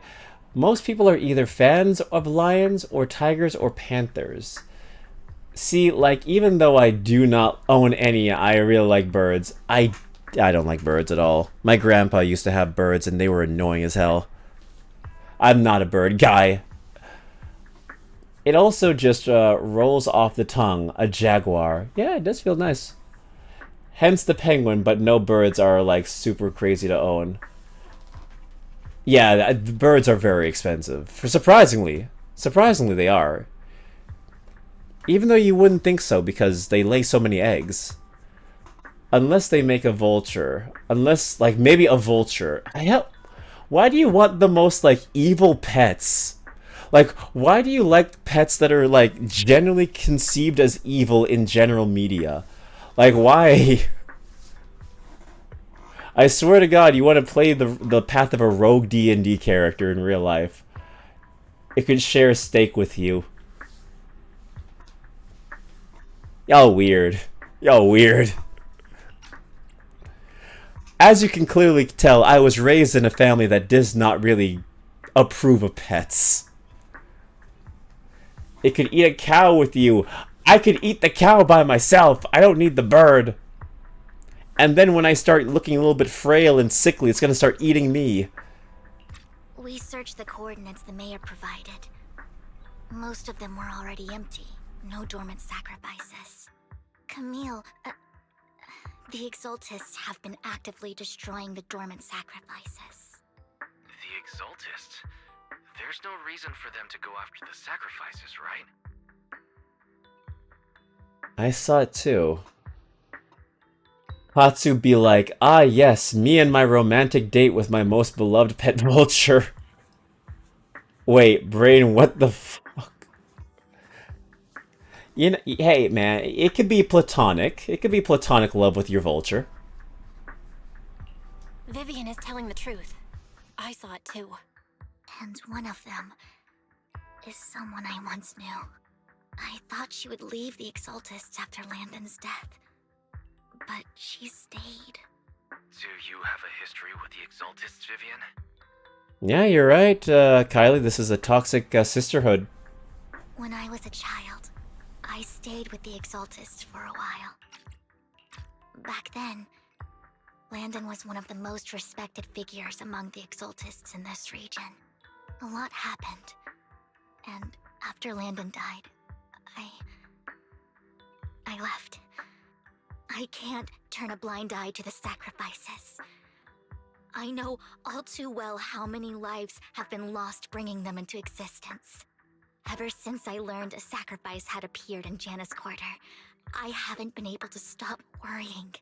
I won't let history repeat itself. That's why I asked Hugo to investigate, starting with the Sacrifice Corps. Vivian. Please stop. I'm not looking for comfort. I'm just recounting the story for you to understand the situation. We've got bigger things to focus on. But when I do need comforting, I'll come straight to you. I hope you'll make time for me, Lord Vathan. Just so you know, I'm not the easiest to console. Well, at least she's somewhat normal in this one. Okay, look. Wouldn't you like to own 2 pandas? No. Actually, no. No, I don't. Because pandas are actually stupid. They're the stupidest kind of bear out there. Fun fact. They actively are the sole responsibility. I had a brain fart. They are responsible for pretty much eradicating their own species, because sometimes they will straight up sit on their own younglings and murder them because they forgot that they gave birth to them. Pandas are actually the most self-destructive bear out there. I would not want to own one. They are self-destructive. And then lace their bamboo. Why would I want to lace their bamboo? Well, and make them fight in a ring like the octagon from UFC. Where is this going? But it's called the Pentagon. It's called the Pentagon. It's called the Pandagon. The Pandagon. Okay. Alright. Oh, okay, Katsu. Okay, not the last one. I don't like animals fighting each other in real life for sport. Now we're all a bunch of Michael Vick. We're all a bunch of little Michael Vicks here, you know. That's why we like playing Pokemon. We enjoy the idea of 2 animals fighting to the death for survival. For legal reasons, that's a joke. #J or /J. Really, I was looking for a way to make a Pandagon joke. Because it's funny to me. It is. But no, I would never own a bear. That's like great way to be. How? Ooh, okay. So the jaguar is completely fine. But when it's the bear's the dangerous one. The bear's the one that's gonna kill you and maul you, huh? Huh? Wow. I see the bias. There's nothing wrong with the black bear. Well, actually, no, don't fuck with the black bear. There's nothing wrong with the brown bear.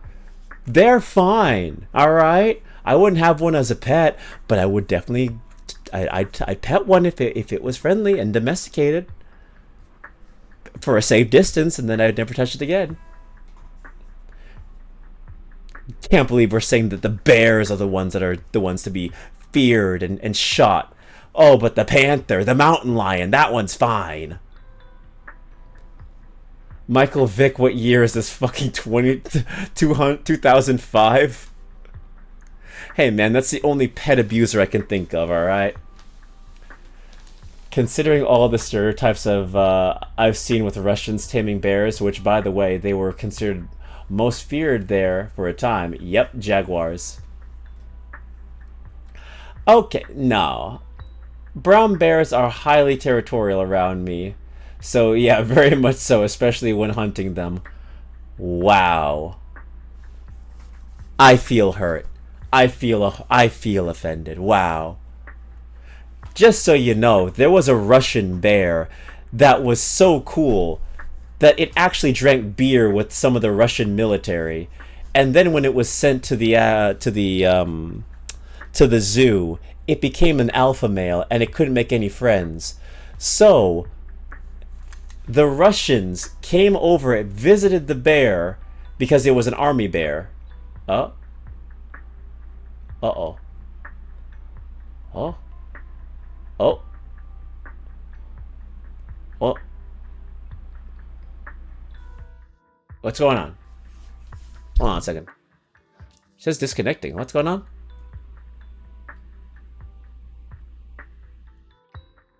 Oh, hold on. Let me see. I think there's something wrong. Oh. What's going on with the OBS?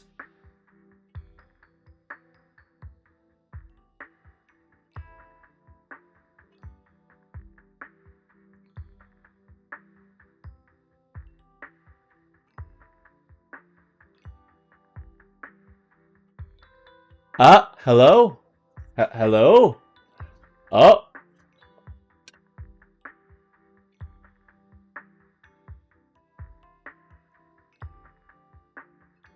We're back. We're back.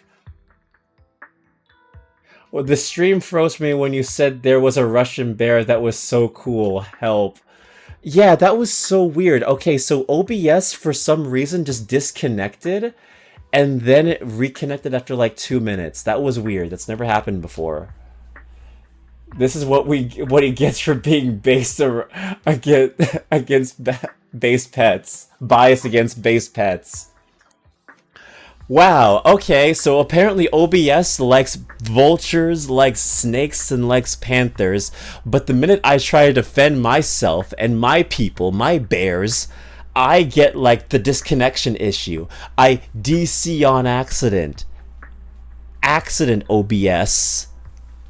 What I was trying to say is that there was a Russian bear that joined the military. I don't know the full context of it, but it ended up helping the Russians for a good period of time. It served in the military, and then when it retired, it went to a zoo in which it became the alpha male, and which his buddies in the military, the humans, went to visit him, and they smoked. They drank beer. The bear smoked and drank beer with them. It was the coolest fucking bear I had ever seen. I'd ever heard of. That bear was a Giga Chad. Oh, I knew this. Okay, yeah, see? So yes, bears can be good pets. They can be. They can be good pets. Would I ever want one as a pet? No. But I'm saying, they're a lot less... I've never heard of a mountain lion doing that. Huh? I've never heard of any snake doing that. Uh-huh. Mm-hmm. There you go. I'm just saying. I'm defending myself right there. No worries. I'll totally have your back until you're feeling better. Okay, back to the matter at hand. That conversation between those two TOPS employees back in the Hollow is still bothering me.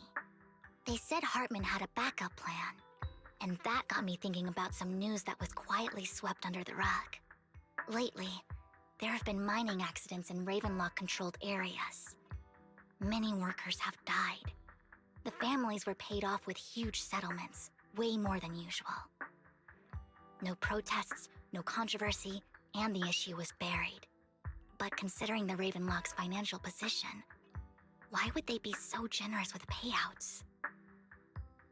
Sounds sketchy. That sounds sketchy. Are you saying they made up the accidents and the workers' deaths? Precisely. I don't think those workers died in mining accidents.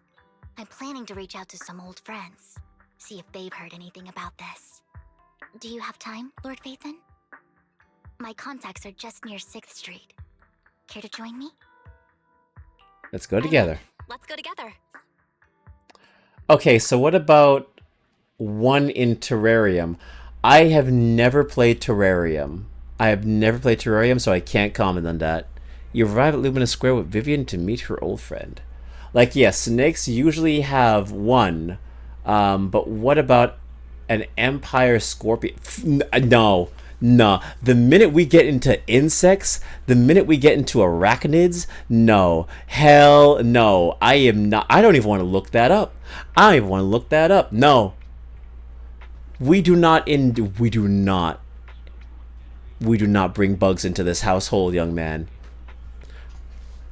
If you would bring an insect into this household, young man, I will murder it with my shoes.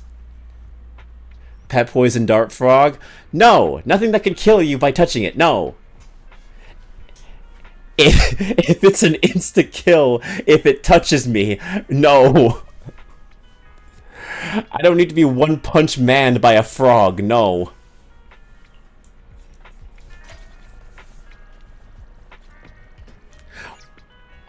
Orangutan? That's a monkey, no! Why can't you people just like hamsters or some shit? Y'all ever watch Hamtaro? Why couldn't you just be like them? Just own a hamster and call it a day. Actually, Hamtaro may have cemented my love of small animals. Who knows? Lord Phaethon, let's head out as soon as you're ready. Go now. Go now. An old friend of mine said she has some new intel. A tortoise that could live up to 150 years. Okay, no, I could stick with the tortoise. Ah, Rain. Rain, long time no see. I can mess with the tortoise. A tortoise that lives for 150 years, I am okay with that. Because it's not dangerous, it's not trying to kill me, it's literally just a big turtle. I can handle that. Alright? And it's kind of like having a legendary Pokemon, because it lives for 150 years. The minute you die, you release it back into the wild. Or, like, you give it to someone else. Okay, we are getting somewhere. Okay. I don't think we are, because I think a tortoise is fine. It's not an omnivore. It's a straight herbivore. Yeah, it's been a while. Cochin, no monkeys, no sapiens. None, no sapiens whatsoever. Rain? You two knew each other? Yeah, Phaethon. Long time no see. Rain, you actually know that Lord Phaethon is Lord Phaethon?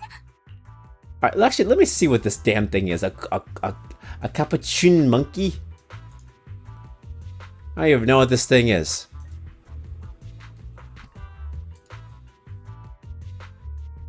Let me refresh the stream since it crashed on my end. Okay, cool. We're still live. We're working now. We're cooking with gas. No! I'm looking at this monkey now. No. It's the Ace Ventura monkey. I recognize it now. No.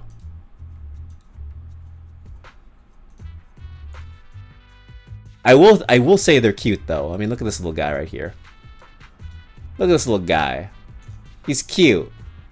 He's probably gonna rip my face off if I make him mad though, so no.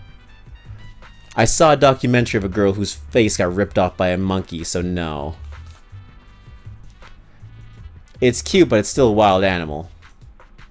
That poor girl's face got ripped off by a monkey.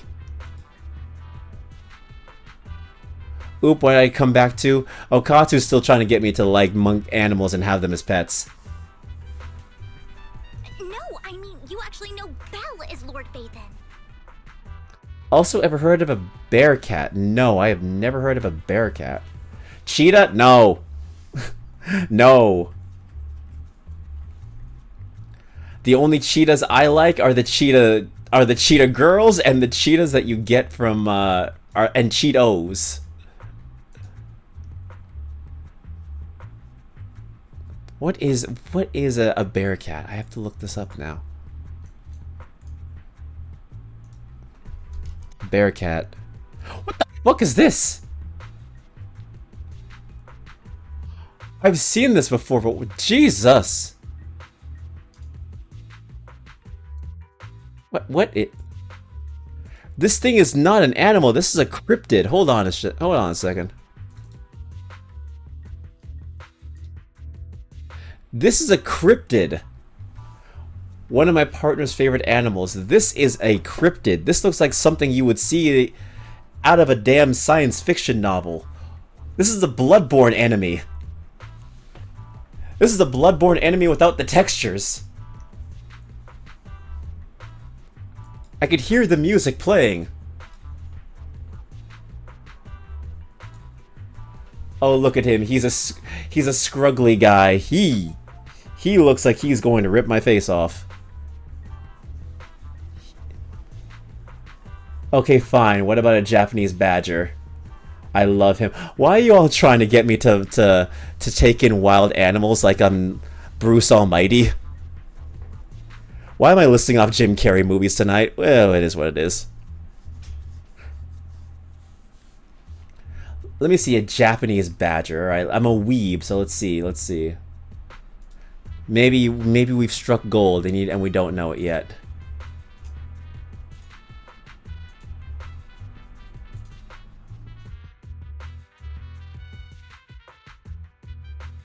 This is a pest. This is a pest. I will show you this right now. This is not an animal, this is a pest.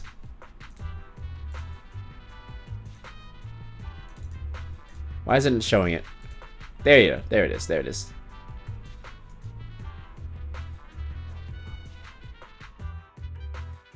Ah, thank you, OBS. Thank you, Steam. This is a pest.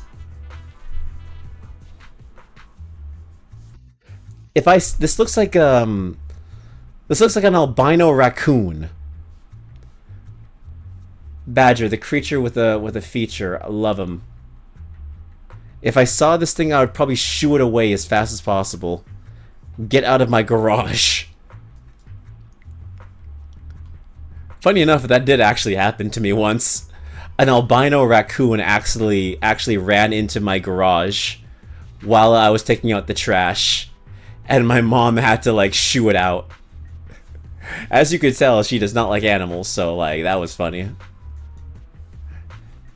When I asked her what she was screaming at, she told me that her exact words were, "It was a raccoon, but it didn't look like a raccoon. It was really pretty." And I was like, you were screaming at that thing at the top of your lungs, and the first thing you could tell me was it was a pretty raccoon. That was hilarious. But no Japanese badgers, no. Oh, is that what we're doing? I thought we were listing animals for Kodiak to look at. Oh, I thought you guys were trying to gaslight me into liking one of these things as a pet. The creature was the creature with the feature. How would you feel about a lizard?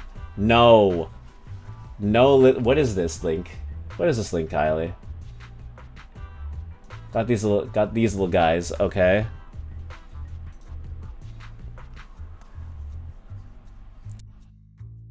Oh, the lynx. The lynx. Oh.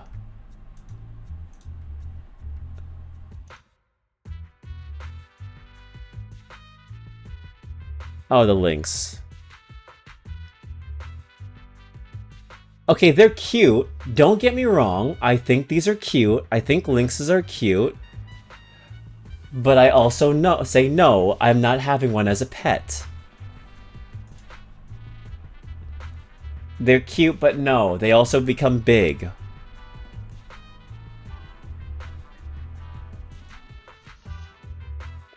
Actually, how big does a lynx get?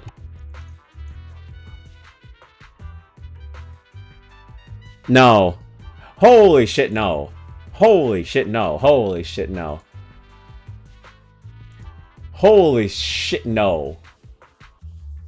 Family member owned one, and dude was always big chillin'. You had a family member who owned this thing?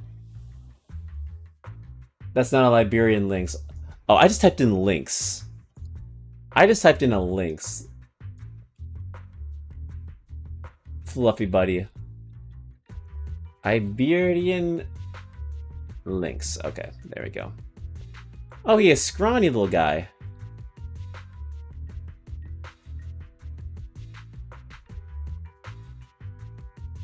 It's this thing, right? It's this thing, right? They're smaller. No family member owned a iguana. Oh, hell no. Hell no to your iguana. I spit on your iguana idea, no.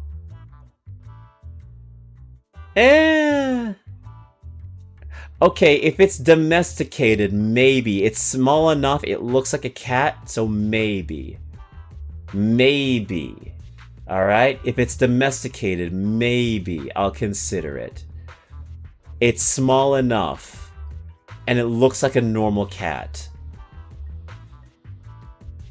It's the size of a larger dog. Is it?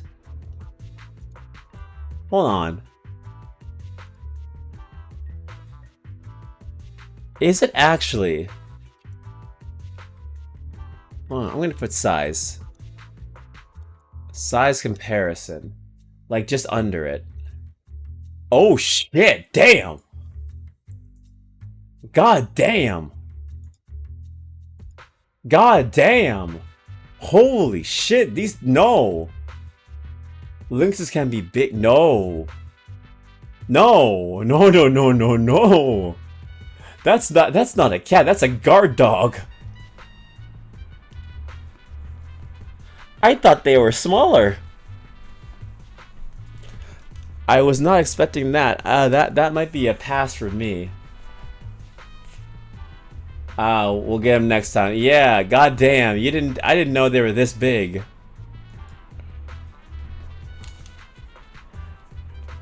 You know, nah.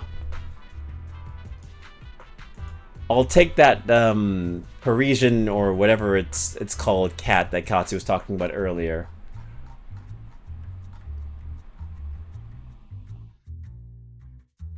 Like, I forgot what that cat was called, Katsu, but it was a rare breed of cat. That one I'm okay with. Yeah, Savannah, yeah, that's exactly what it... Savannah cat, yeah. Wait, they got that, wait, never mind, they go, no, never mind, that... Didn't know it was this kind of cat, hell no.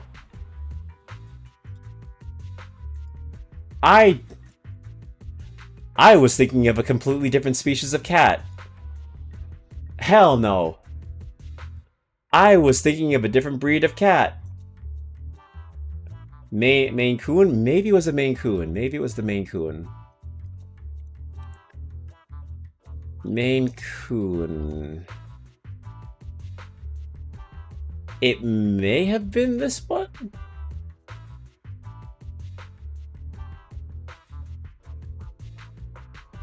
It's a big-ass kitty. Jesus Christ, it's a big-ass cat. Ever seen an alpaca? I have seen an alpaca. That is a big kitty. No, I think I'm okay. You know what? How about I just continue to not have pets and not take chat suggestions?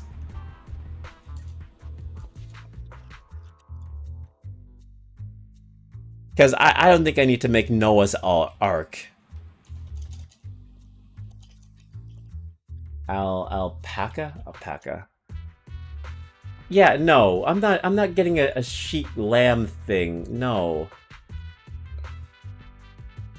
Just listing neat animals. Wasn't suggesting pets though, okay, okay. I thought you guys were suggesting pets for me. But yeah, no, I don't like this thing.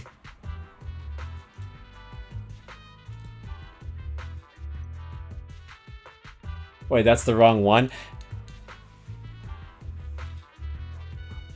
Hold on, let me remember the name. Okay. I didn't know right away.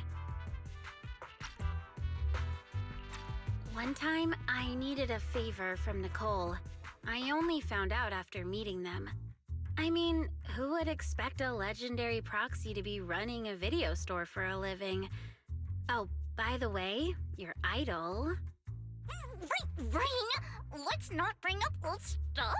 Lord Phaethon wouldn't be interested in that. Why are you all tense? Right! Lord Phaethon lives on 6th Street too, and might know your idol. Remember when you traced that post on Internaut to 6th Street and actually went to check it out? Oh yeah, it could be a llama that you're thinking about, Kylie. And you came back all bummed, spouting nonsense. Like there was only a black cat at the location, and maybe your idol is actually a talking cat. Or something like that. Oh, not llama either? Okay, found it. Let me get the name. Okay, okay. I think I know what that black cat. I know that black cat. I'm always sneaking its snacks. Lord Phaethon, please, let's drop this topic. Like there was only a black cat at the location, and maybe your idol is actually a talking cat. Or something like that. Come on, Vivian. It's been years and you still won't say who your idol is. If you'd just let me, I'd have tracked them down ages ago. I get it. You want to find the person who's important to you on your own. But you've tried so hard already. It's okay to lean on me a little, you know. I'm sure your idol won't hold it against you. I shouldn't have come to see you. Huh? What's wrong? Change the subject. Help her out. Hey, Rain. Vivian said you might have some new intel. So let's get to the important stuff first. All right, let's get down to business. Here's something I'm pretty sure about. Watch the idol be Belle. It is Belle. Belle is Lord Phaethon, which she's obsessed with. So it's an Opcoply? I butchered that name. I know full well I butchered that name. Don't tell me I butchered that name, because I already know I butchered it. Okay, let me look this up. What the hell is this? How does one pronounce this? No, don't practice, you stupid thing. Okapi. It's an Okapi. Let me show y'all a photo of this thing. It looks like... I'm sorry, it looks like God's mistake. It looks like someone put the RNG in the character creator on, and that was the end result. I mean, look. You can't look at this. Hold on.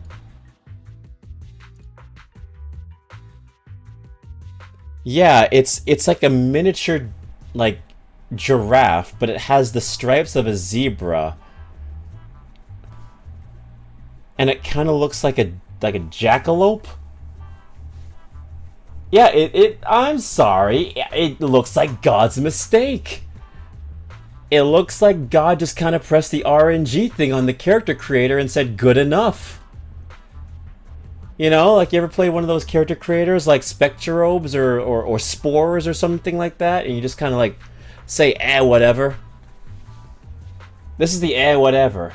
But he's so cool. I'm not saying he didn't look cool.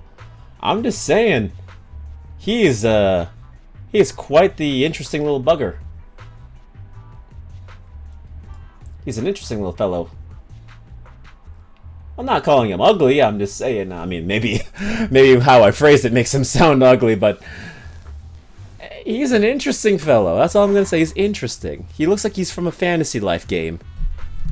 He looks like he's from like an RPG. It doesn't look real. The Ravenlock family's claim that those missing workers died in an accident? Don't buy it. The last signal from those workers was near the Hollow. Then communication went dark. I think they were taken into the Hollow. And yesterday, I picked up that the Ravenlock family secretly hired some people to search the Hollow's perimeter. Yeah, it's one of those things where it's not... It doesn't feel real, but it is. It's one of those weird things. You know what the craziest thing is? Like, I remember reading this documentary years ago, but apparently we are still finding new species of animals every day. Like, we're finding like thousands of different new species of animals a day. So like, we don't even know, we haven't even scratched the surface of like all the different kinds of combinations and creatures that live on our planet. Called evolution. Yeah, true. Evolution also plays a hand in it. It's like when you find out that we've only ever like really explored 10% of the ocean, and there's still like a huge 90% of shit we just cannot fathom because the air pressure would kill us. It's kind of terrifying when you think about it. I caught a weird distress signal from someone and managed to track down the source. When I tried to reach out, the signal cut out completely. The last trace of the signal was near Lumina Square. Finding someone in real life isn't really my thing, so that's where you come in. Got any more leads? Yeah, but fuck the ocean. Oh, I agree with you. I agree with you full-heartedly. Fuck the ocean. I am not scared of the ocean. I'm not. I'm not terrified of water. I've been on cruise ships before, and I was completely fine, and I had fun. I would never want to be trapped in the ocean. If I'm trapped in the Amazon rainforest or some kind of like dense forest, I can feel like I would survive that. I could survive. The ocean, if you plop my ass in the middle of the ocean, I'm dead. There's no way around it.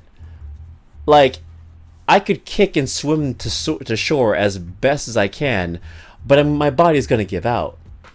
And there is so much in that ocean that we do not know. A famous thing I keep saying, not famous, but like something I keep saying is that everything in that ocean has been bred specifically to evolve to kill you in the worst possible way. Like, nothing survives in the ocean that isn't from the ocean. It is terrifying. I don't have a phobia of the ocean or the water, but I don't fuck with it. There's this fella too. I hate the ocean. The unknown of it is hell. No, he is a hell no. Yeah. I can get behind that. But again, I could chill in the ocean. I could chill on a cruise ship and I'm completely fine. It doesn't bother me one bit. What the hell is that? Ew. It's a phantom jellyfish.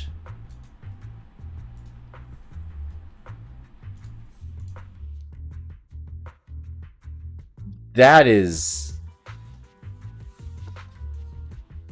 a scary ass little guy.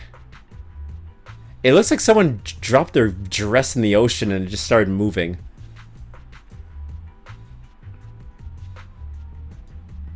I don't like it. I don't like it. To be fair, isn't the human body designed to naturally float in the ocean, in the sea's surface once your body accommodates to it? I guess so. I mean, we are 90%, we are like 80% water or some shit like that. But we could still drown. I have no phobia. I have no phobia of water, just the ocean as a whole. No, that's understandable. I do not have any phobia of the ocean or water, but I also would never want to be stuck alone in the ocean. I do not venture deep into the ocean, even when I'm at beaches with people. I stay where the water is easy enough for me to get back. Because once I'm gone if that wave takes me. And I'm stuck in the ocean's domain.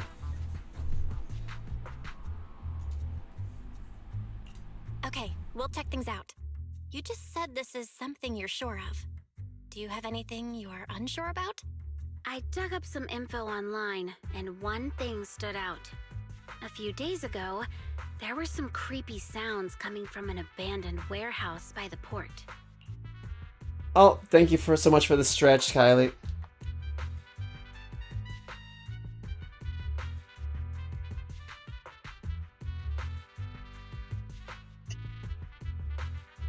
Ah, I felt that in my spine.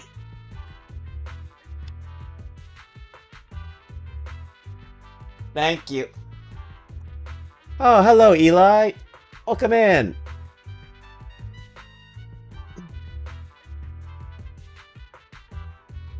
Welcome in. Thank you for the hydrate. I'm a hydrate now.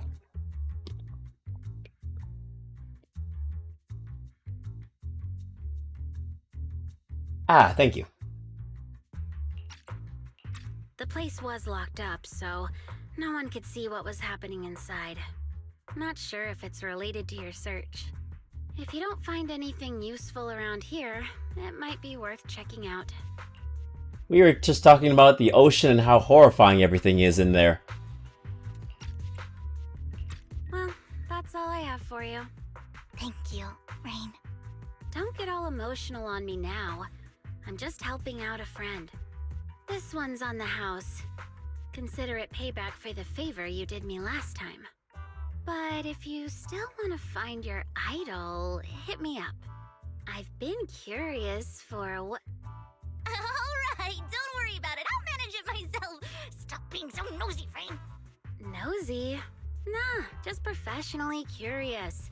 What kind of person is worth all this searching, huh? But honestly, whoever they are in real life, they've become a part of you.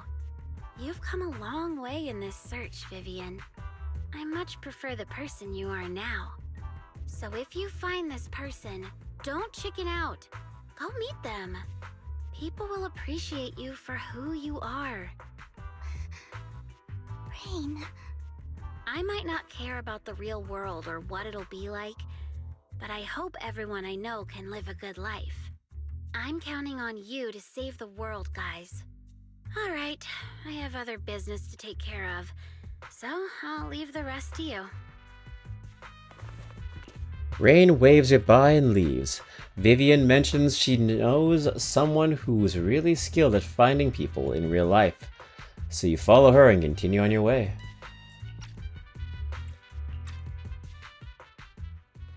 Lord Phaethon, please pay no mind to what Rain said.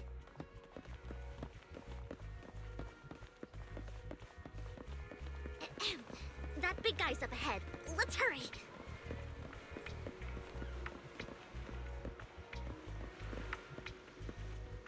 Oh, it's the Bang Boo, okay. Long time no see. You seem to be doing well, little one. Yep, I made an awesome friend since the last time we met. My friend got ill before us, and it was the manager who helped heal him. I didn't realize you two knew each other. Then next time I head to the manager's place, will I get to see you too? You know each other? Yep, this little guy is Lucky Boo. My old boss at my previous workplace bought it at a discount store clearance sale. But he was a terrible boss. Not only did he shirk on paying wages, he didn't take care of his Bang Boo either. Ooh.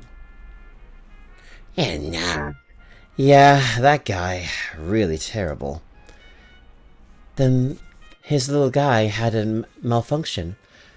Then his little guy had a malfunction, and the boss threw it out because he didn't want to spend the money on repairs. Really, it could have been fixed with just a simple battery change. And now, Vivian is the best! Vivian changed my battery, the bestest ever! All I did was change your battery for you. It was you who earned the money to buy it. And nah. Yeah, I'm amazing too. I earn 100 dennies just enough to buy a battery.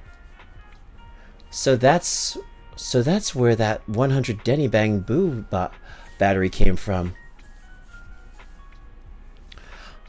Honestly, you've got plenty of energy, but I told you before, you need to be more tactful. Haven't you learned anything? And nah. I learned. Pet 1 denny boo give denny. So, you've found a way to make a living, huh? Amazing.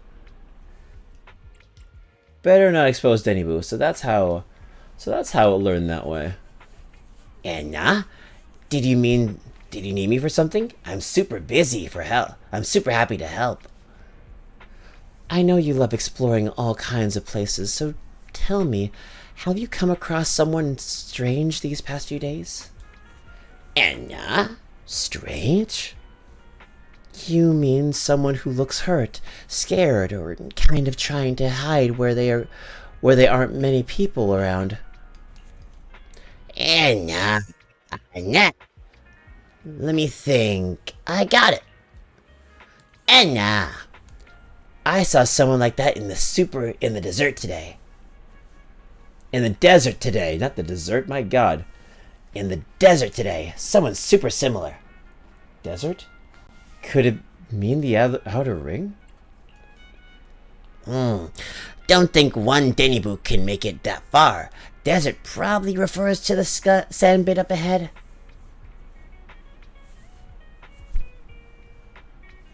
Lord Phaethon, let's go take a look. And now? Did I help? You were super helpful. I'm generally wondering if someone can hear this thing. Probably last animal thing I got for today. If someone can hear this thing.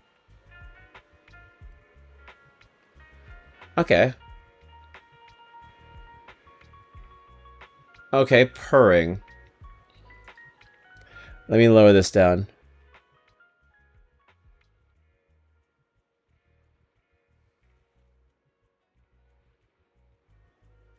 Ew. It's a bat. I can hear the purring. Oh, God. Norbert the Bat saying goodbye for now. Thank you, Norbert the Bat. Thank you for that.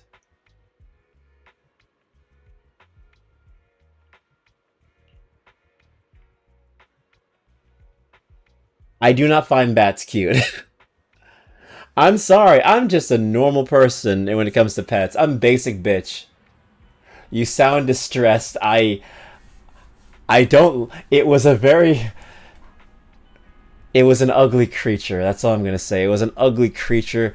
Bats are diseased. I do not like them. Okay? That thing looks terrifying. I mean, it doesn't look terrifying, but boy, it looks unsettling. I'm sorry, Kylie. I'm sorry. I'm basic bitch vanilla, alright? Give me a normal cat and a normal dog and a normal, like, society-approved animal. I do not mess with the bats. I'll mess with a red panda. Red pandas are cute as all hell. They're cute as sin. But a bat? No. No, hell no. I'm sorry. I'm not a Batman. And now, you should go and do whatever important stuff you need to do. Let's play together soon.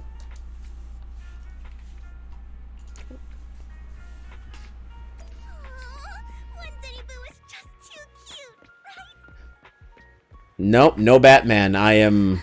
I didn't know you helped it too.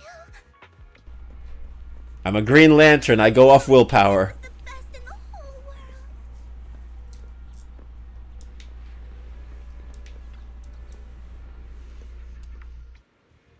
Wonder if you can do an impression of him.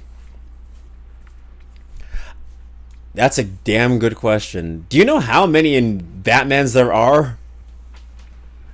Like, you know, like, let's see. There's like the, I don't know. I don't know. There's so many different Batmans out there.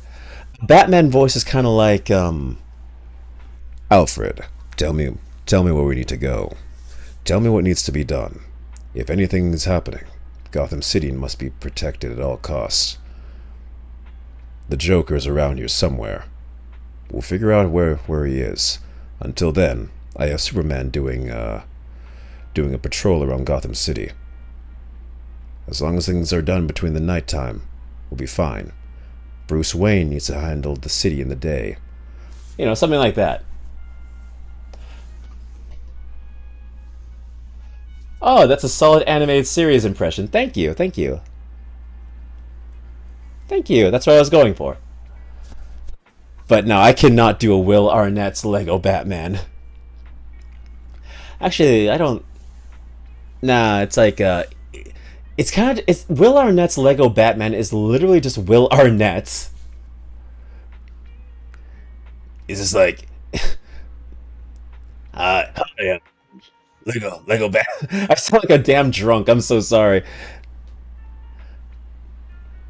I have a bunch of arch nemesis. I don't know. I like to fight around. Wow, I'm not the most popular character in the DC universe. That's crazy. It's just Will Arnett being Will Arnett for like 2 hours. I saw the Lego Batman movie. Funny enough, that was probably one of the funniest Batman I've seen in a while. But yeah, rest in peace, Kevin Conroy, man. Pretty close. I guess he sounded lower, more gruffer. He sounded a lot more like gruff. He sounded like a guy who was drunk at the bar. It seems like the person Rain and one Denny Boo were talking about. Lord Phaethon, please stand back. I cannot be certain if he'll end up doing something extreme, considering his current mental state. I'm afraid he might hurt you. I'll try talking to him and see what's going on. Vivian walks forward and taps the cowering man on the shoulder. Don't take me back, please. I was wrong. I know I messed up. I don't want your money anymore. Please, no. Calm down. Who are you? I won't say anything. Just let me go. I don't know anything. I swear, I know nothing. We're not PubSec, the HIA, or the Ravenlock family. We won't force you into anything. There's no need to be afraid. What do you want from me then? We simply want to know where the Ravenlock family took you and what they made you do. I can't say. I can't tell you. I have a family. They'll hurt them. You never saw me. Please, just stop asking. Don't you wish to see your family? I don't deserve to see them. It's my fault. I was greedy. I did this to myself. But your family must miss you dearly. I'm sure they won't blame you. No, it's my fault. It's all on me. I don't want to drag them into this. If the whole ship is sinking, no one on board can escape. That is true. I'm just a nobody. And right now, there's nothing I can do to change anything. Okay, but speaking of bats, I've been trying to think of some lore for monster folk of a story of mine, and I came up with this idea for vampires. Okay. If you care about your family and friends, now is your chance to stop the disaster before it's too late. Even a butterfly flapping its wings can send a tsunami surging across the ocean. No one knows how this will turn out. But if you do nothing now, the only thing waiting for you at the end will be regret. We're not here to turn you in, and we won't force you to confront them. You'll be safe with us. I'll help you return to your family. But you must tell us precisely what happened. Hartman offered a huge amount of money, looking for workers to go into the hollow to guard something. The money was way too good. We all kind of figured something wasn't right. I thought it was just smuggling or guarding some kind of illegal ether resources, so I signed up. After we sent in our applications, Hartman's men took us into the hollow. The first place we went, there was a strange box. When we got there, they handed us some pills, saying they'd improve our aptitude for ether, for us to last longer in the hollow. Oh, it's like the Tuskegee experiment, where they injected them with, like, hepatitis or some shit like that, and they said it was tetanus shots. But after I took them, everything went fuzzy. Something was definitely off about those pills. When I woke up, I saw my coworkers dead in front of me. And there was blood all over my hands. They said something about me being a good experiment, moved me somewhere else, and locked me up. They wanted to inject me with something. I got scared and didn't know what was gonna happen. Okay, so do you know how there's the many different superstitions on vampires? As they hate garlic, they die to win steaks, etc. Well, how interesting would it be if people seeing so many vampires across history caused their perception of them to mush all of their weaknesses and strengths together, believing all info to be foolproof? Huh. I always thought, I mean, I kind of do that already, honestly. Like, I kind of just think, like, all vampires are weak to garlic, stake through the heart, all that kind of stuff. I never once thought that that was specific to certain types of vampires. I thought all vampires were, you know, susceptible to the same kind of treatment. So let's say they encounter one vampire. Just because it hates garlic doesn't mean it can die from being impaled by a stake. Or the flip side, a vampire might be able to transform into a bat, but another vampire may only be all about super speed. Okay. So I'm going to read that second one again. So, well, how interesting would it be if people seeing so many vampires across history cause a perception of them to mush all of their weaknesses and strength? Oh, I already see where you're coming from now. Like, yeah, different species of vampires with different weaknesses, but the society thinks that it's all just one general vampire. Like, okay. I feel like that reminds me of something. It's on the tip of my tongue, but I'm forgetting it. Can't avoid the sun, though. That's the one thing all of them don't do well against. It's like races. It's like how every race has their own, like, you know, different, like, aptitudes and weaknesses and so on and so forth. Okay. Yeah, I mean, I feel like they're kind of doing something similar to that with the Predator franchise. Like how the Predator has, like, they're different races and they look different and they have different technology and hunting strategies and stuff like that. I like that idea, though. It's a cool idea, Kylie. Can't avoid the sun, of course. That's the general thing. I always like the idea of all vampire weaknesses were lies told by vampires. Just like they get a stake to the heart and be like, dumbass. That was a lie we tell you, people.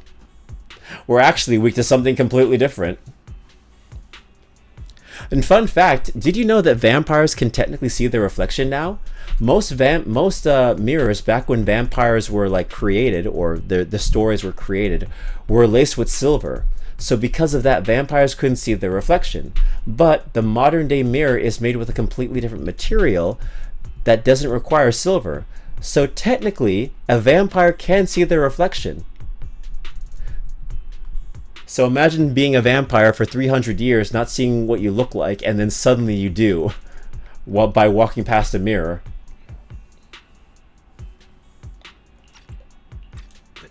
blonde guy found me, gave me a carrot, and let me go. So I escaped. I didn't want to kill anyone. I don't know. It wasn't your fault that your coworkers died. You were just a tool in their hands. Do you remember the place they first took you? Do you know what was in that box? I only remember the first place was like a rooftop. I think it was on top of a tall building. What exactly was in that box? I can't remember. I'm not lying. Those pills they gave us, they make you hallucinate. I took just one and my mind felt like it wasn't my own. My memories turned into a blur. I'm telling the truth. I'm not trying to run from my mistakes. I just really can't remember what happened. I know you're not lying. We'll arrange for your protection. You can rest easy and recover, and your family won't be dragged into this. Once this is all over, you will be able to reunite with them. You and Vivian contact Lycon, the mayor representing Victoria's housekeeping, agrees to protect the owner, the worker, and will keep his identity confidential. Soon Rena arrives and takes the man away, mentioning that the mayor will confirm the location based on his description.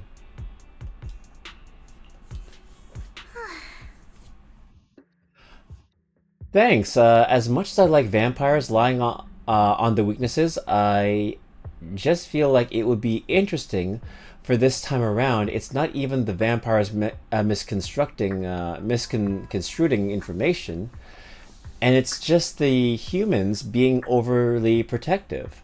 And that overprotection leads to their own downfall because they're not realizing that some vampires just aren't affected by what they're taught to defend themselves against. Whether that's a good thing or not is up to the debate. Surprisingly amusing to some vampires. Yeah, I guess it would be. I mean, ignorance is bliss, and that kind of stuff can really screw you over. I can understand vampires see it as a game.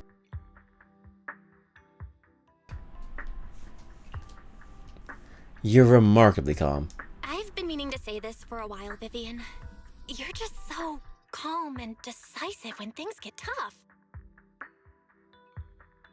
Oh. Totally different from the impression you gave me at first. Actually, I wasn't always like this. I used to run away when things got tough. There was even a point where I just wanted to disappear. As if my very existence was the source of suffering. I wondered. Perhaps leaving it all behind could put an end to the pain. No, Vivian, no. Just don't be a yandere, and I'll maybe support you on that decision. But yeah, what kind of heart? That's kind of hard to imagine. Whoa, it's hard to imagine you like that. I mean, you had this super intimidating vibe when we first met. Well, I was on a mission at the auction when we first met. And just as Rain said, I've come a long way from who I used to be. Speaking of Rain. Speaking of Rain, it's still wild to me. I never thought you and I would have mutual friends. And you even know one Denny Boo. Can you believe we might have passed each other so many times without even realizing it? Enough about me. Tell me more about you, Lord Phaethon. Where have you been? And what have you experienced?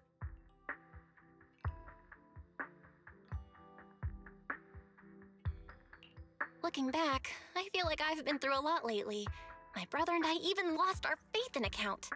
Oh, everything started when the Cunning Hares took something from the Red Fang gang. You walk along the river by Luminous Square with Vivian. You start sharing your stories, although she wasn't part of them. She's been to the places where they took place. Okay, there's more dialogue. She's been to the chaotic hollow of the Camellia Golden Week. She has her favorite sandwich at Cheesetopia, and she's even received a star sticker from Officer Mew Mew for rescuing Bang Boo. You are amazed at the coincidence of life in New Eridu and how your paths have crossed so many times without you realizing it. And after a long chat, it's time for a meal. Yeah, it's amazing the people who've probably done the same thing as you. It should be around here. That store's been sitting in my favorites for ages.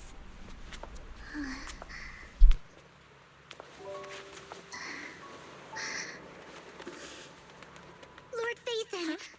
What's up?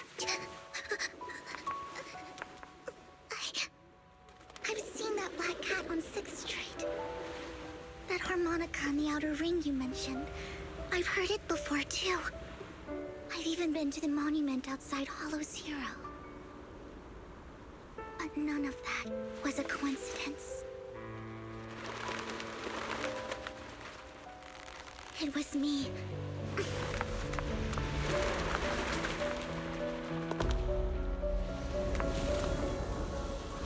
Following you, and now I've finally made it to your side. Happy Pride Month, everyone. Ever since I was little, I had been seen as the bringer of bad fortune. Happy Pride Month. Because that scene was really damn fruity. Good for Vivian. Wait, I've seen this cutscene. I think it's been very popular for some reason. It's everywhere online. I had traveled to many places and witnessed far too much misfortune. The fruitiest. Every tear I shed brought disaster. I've heard too many curses to count. Ooh. I like this art. It's really pretty. It's a wallpaper right there. That's wallpaper right there. Let's see. So yeah, my main vampire character, Diana, is also such a case.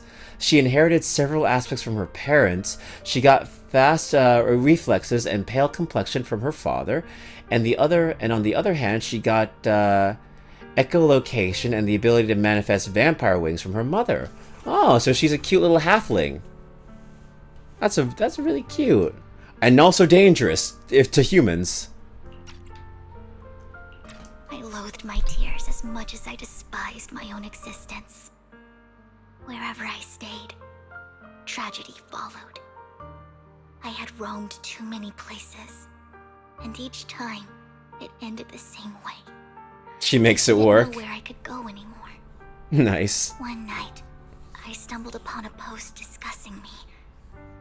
Whether they knew me or not, everyone seemed convinced that I was the source of the curse. Some mocked me with cruel intent.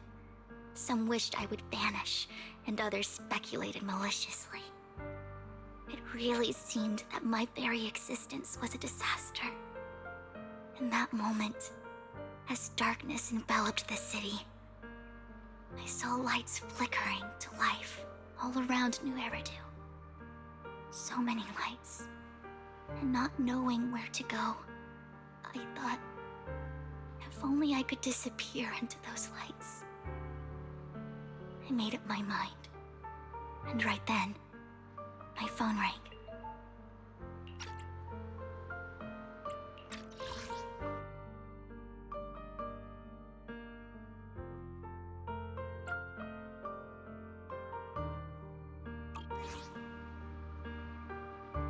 Doesn't mean she inherited all the abilities her mother, for example, doesn't have a reflection in mirrors while Diana does. Vivian, you are such an interesting cookie. She is. I mean, it's one of those situations where when you're given a gift like this, it can be seen as a blessing to some, but it's mostly seen as a curse to a lot of other people. It's like you can show someone their future. You can show someone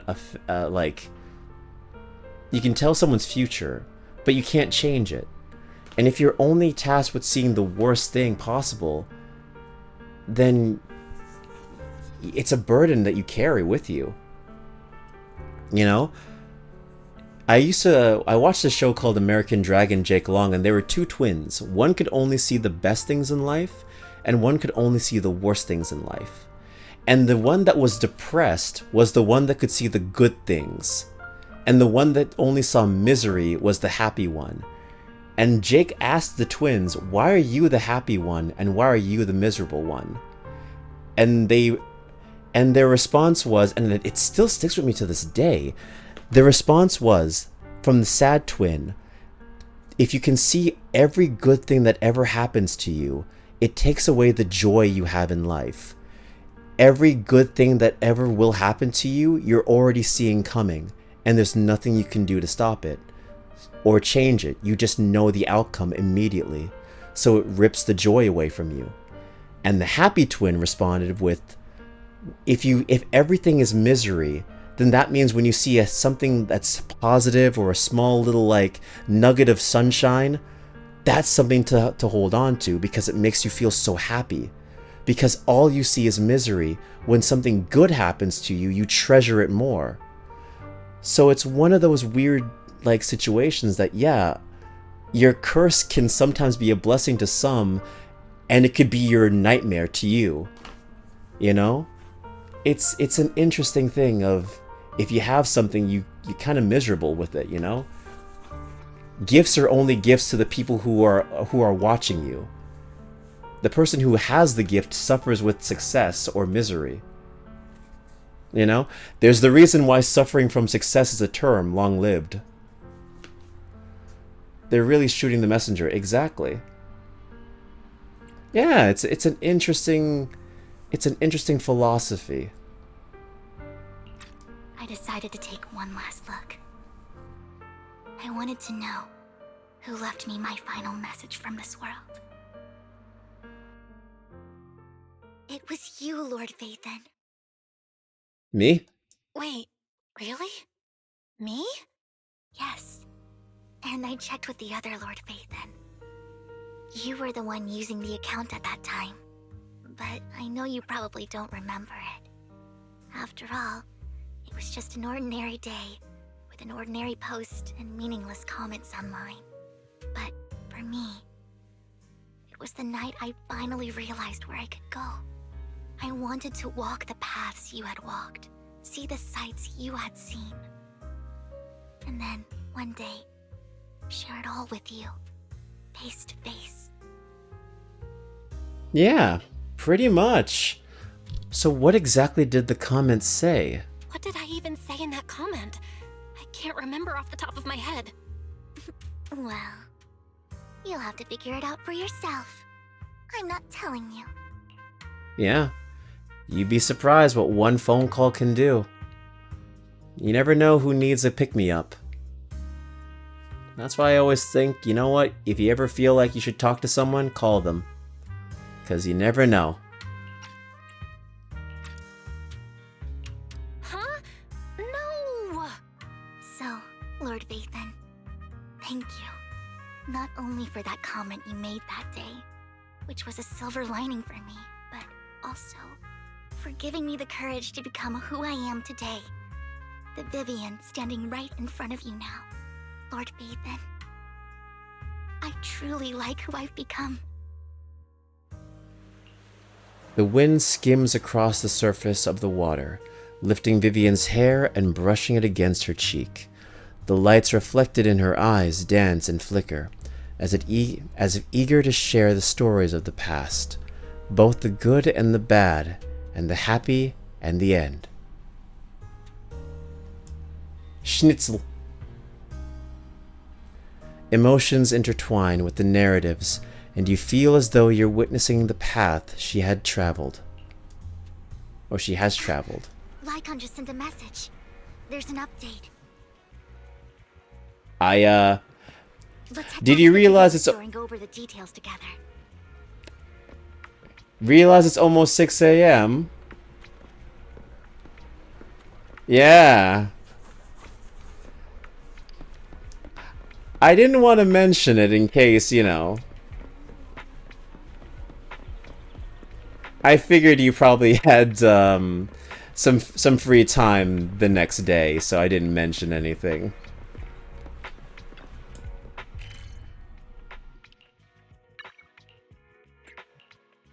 Plus, you know, you guys are all grown adults here. I'm not a cop. I'm not here to bother you about your sleep.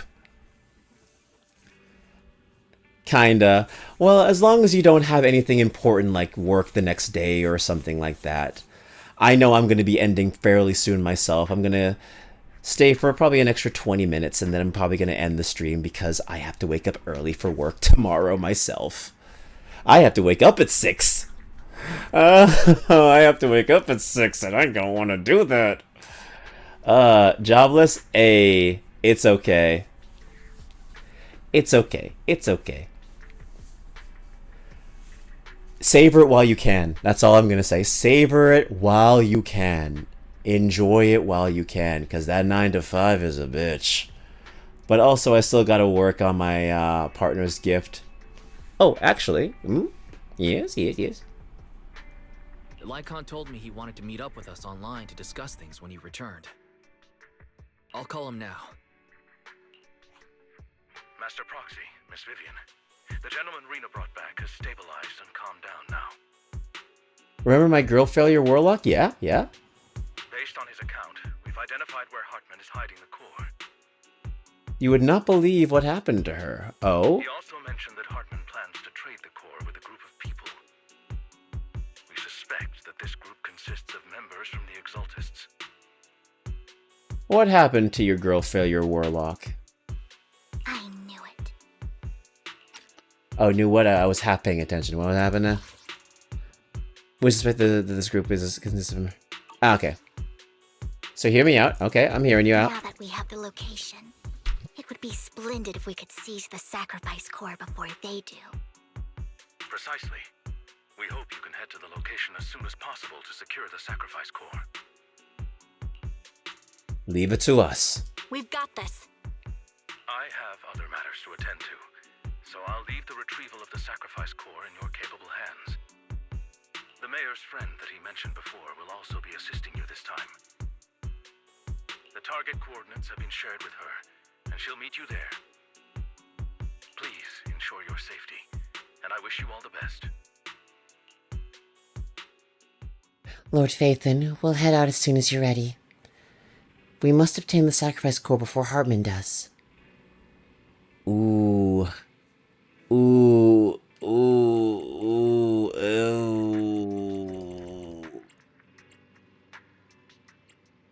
If I can crush it in 15 minutes, let's go. Oh, hell yeah, we can do this. Take me. How many do I have? Only one? Okay, shit, okay. I only handle tech. Ready and waiting. Let's start the experiment. Let's see, who can I send out? Who can I send out? About it. Do it. If you need help, Need something? Go ask my colleagues. Oh, I like horror mouse, but I don't have them built. Head made. Awaiting for. I've got your back. It's been a long time. Yep, Sambi. I could have used Piper, but you know what? I've got. Ready and. Let's take a break. I miss Piper. I haven't used you in a damn long time, Piper. 2 anomaly agents.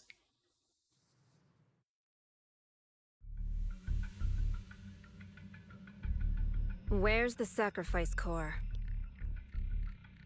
The kid that Lucy kind of started looking after the previous session, she asked Willow, that undead party member that used to be the villain previous season, to look after him for a bit at the hotel to handle business at the bank.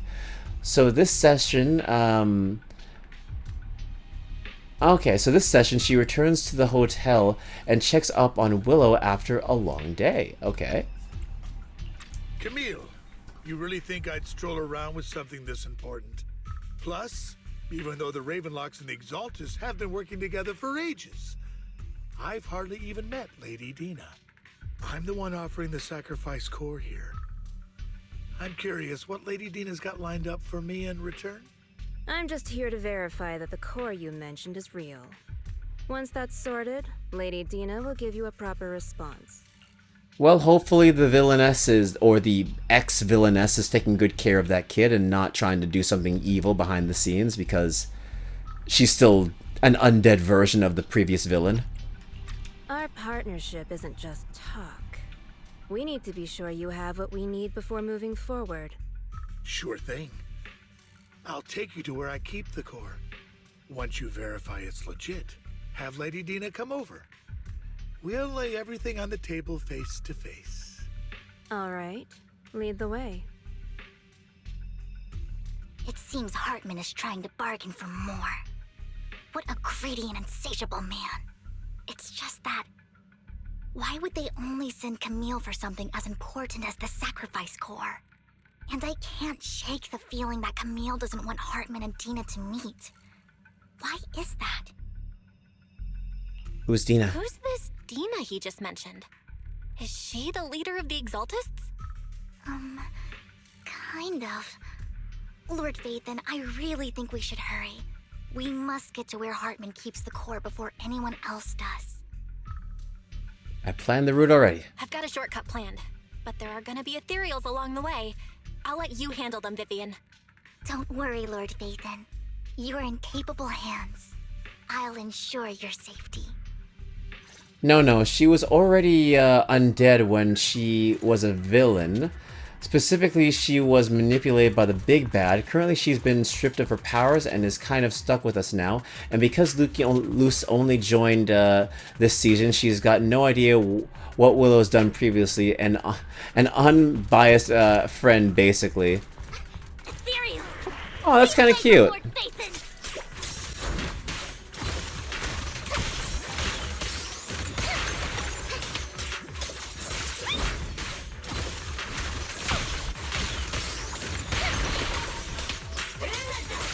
Come on. Oh, but that's cute. The villain found a friend.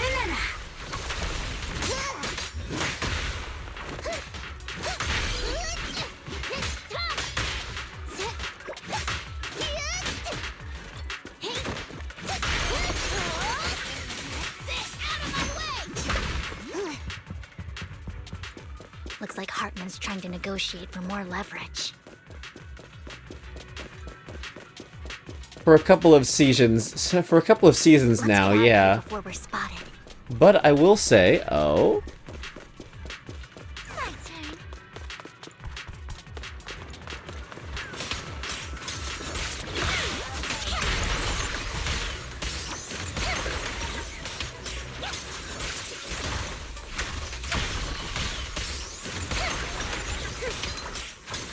Let's keep moving, Lord Vathan. Don't touch me, fool. Don't touch me, fool. Because of Lucy's genuinely earnest nature, she may or may not have started developing a crush on her. Oh, that's cute. A crush on the undead ex-villainess. That's cute. Leave the enemies to me, Lord Vathan. That's kind of cute. Okay, it's a little bit cute. The previous big bad, or you know, oh, the other way around.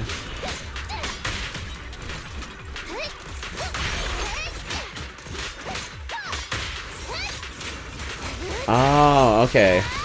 So he has a crush on her. Okay. My mistake.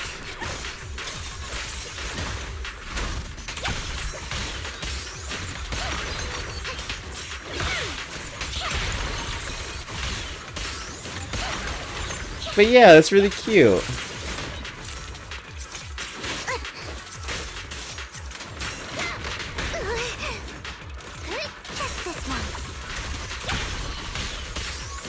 So if I'm not mistaken, okay, so the zombie girl has a crush on Luce, or Luce has a crush on the zombie girl? Just to make sure I'm following. Oh, don't get me wrong, Luce definitely considers Willow pretty, but she does not... Okay. Oh, okay, Willow has a crush on Luce. Got you. Okay, no cool. matter who has the sacrifice, Huh. Hartman or the Exaltists, it would be really dangerous.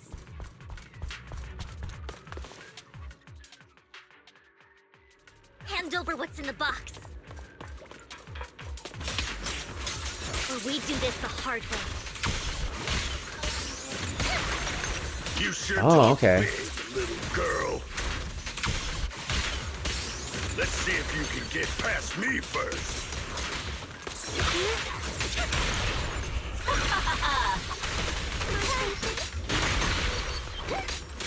Let's hurry and secure the sacrifice core. Lord Vathan, the box is empty. So Hartman never kept the core here to begin with? Oh, Kimi! Oh, Kimi! Hello! Thank you so much for the raid! Hello, everyone! My name is King Kodiak. I'm the Yokai King of Bears. And we're playing Zenless Zone Zero. We're doing a little bit more story before we close out for the night. How was your raid? How was your stream? Let me give you a shout out.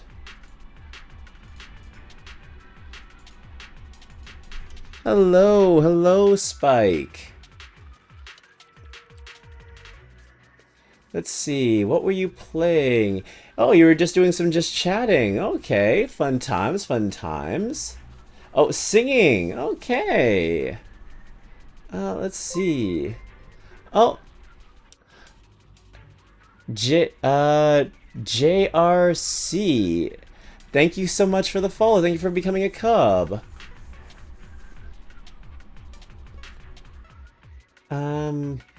But that wasn't the best part, Your Honor. Okay, okay, but yes, thank you so much for the raid. Yeah, if you need to raid and dash, I completely understand. Streaming takes a lot out of you, so I get it. And also, I hope you had a wonderful time doing your singing and your karaoke. I already know that you have a wonderful singing voice. I've heard you sing quite a few times, so I'm glad you were able to treat your chat. But yeah, if you gotta rest up your voice, go ahead. Your community is safe here. Thank you so much. Well, good night, everyone. I'm going to go be hitting the hay pretty soon. Please do. It's late. I understand. Yeah, it was great. That's awesome.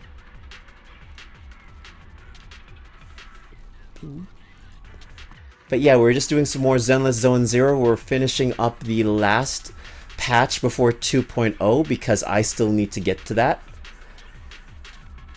So yeah. How did you even find your way here? Where's the core in the box? What did you do with it? Aw, thank you. Of course, of course. I only speak truth. You call this keeping the sacrifice core safe? Just as everyone stands confronting each other, a voice comes from behind.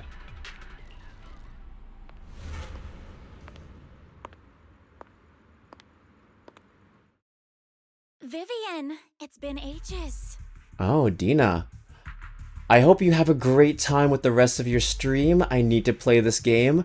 Thank you, thank you. You should. If you're into action games, I definitely would recommend it. It's definitely one of Hoyo's more ambitious titles, so I definitely would recommend it if you're interested in something like this, or at least try out like a little bit of it. The anniversary is happening right now, so it's the best time to start playing. So Luce ends up combining Willow's hair to help her relax after looking after the kid. It was actually quite hard for Willow considering he wanted to play tag and she can't touch him. Her touch is dangerous to regular people. They perish. Luce is an exception due to being part dark elf. Okay. I lost my account. Oh no, that's a shame. Oh, there's no way to get it back. Well, if there's no way to get it back, I would definitely say now is a good time to start. Because, like, you get a lot of gems, you get a lot of currency, and a lot of the good characters are coming back for reruns. Yeah, condolences. I would be gutted if I lost my account.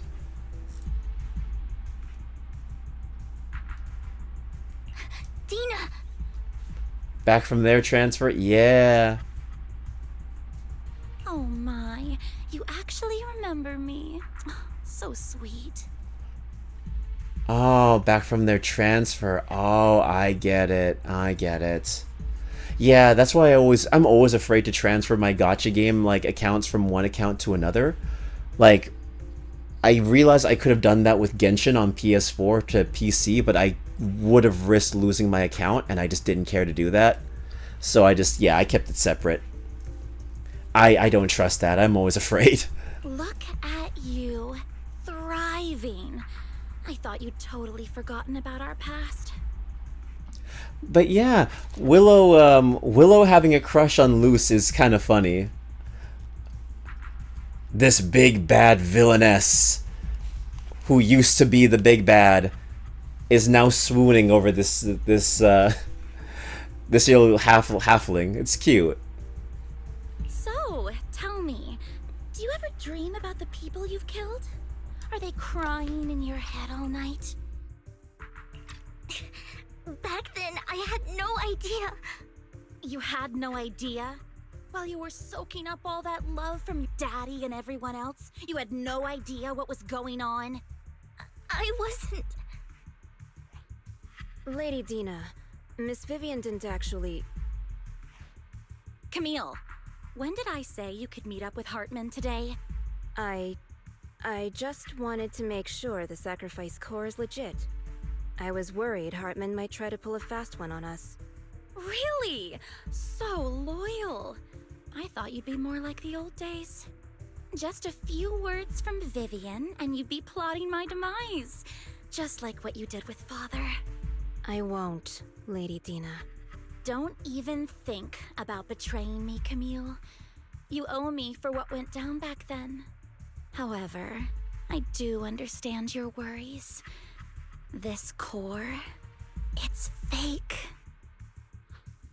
No way! I got this straight from Hugo. It can't be fake. How can you just claim it's fake without any proof? Ugh, seriously?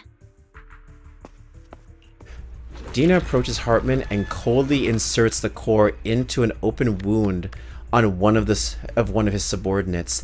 The guy collapses to the ground screaming. Dina wipes her hands and casts a look of disdain.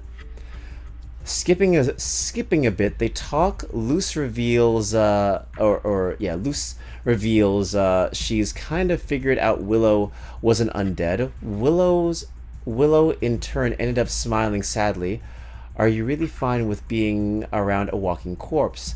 I stitched this face myself, so are you really not grossed out? I love you for your soul, not your face. Use that good old pickup line. The sacrifice core can max out the ether particles within human bodies in no time at all. But look at your little subordinate. How uncouth. He's making noises like some animal. Can you shut him up? So annoying. The masterpiece Father made for the creator isn't this worthless piece of junk you're holding. So, the real core. Vivian, where do you think the sacrifice core is really at? I don't know. If I knew where the real core was, I'd destroy it without a second thought. Dina, you understand what the sacrifices are. And you know those who were blessed should not have to endure such horrors. Oh, they shouldn't have suffered those horrors. Weren't you the one who decided if they'd be blessed or not? If it weren't for your tears, how would they have encountered such misfortune? How self-righteous, Vivian. Their fates were in your hands. It was you who brought disaster on them. Landon just needed an excuse. He needed someone to blame. Whether I shed tears or not, he'd treat living beings as mere subjects for his sacrifice experiments. Dina, you know all of this. Landon even went so far as to sacrifice you. Shut up, shut up, shut up! Father did it for his great cause. Vivian, why do you always mess everything up for me? Everything! You did it before, and now again! You just had to ruin my plan. I was so close to fulfilling Father's last wish! If you don't give me the sacrifice core, be prepared to become food for the ethereals. I told you I don't have the sacrifice core. Otherwise, I would have destroyed it already. Lord Phaethon, find the right moment to retreat. She can be quite unpredictable when her temper flares. Oh, really? You don't have it? Then I suppose there isn't a reason to keep you alive. Surprisingly, I was able to come up with Luca's response naturally. I mean, you still took the time to make this face yourself. Doesn't that mean that it's still you? Which stuns her quite a bit. Then the DM asked me to roll a single d6. But also your line was good too. Well, thank you. And yeah, not good for Vivian. As Dina finishes her words, several explosions erupt, followed by tremors in the ground, signaling the rapid approach of numerous ethereals. In a panic, Hartman rushes to the car he summoned, taking Camille and Dina with him.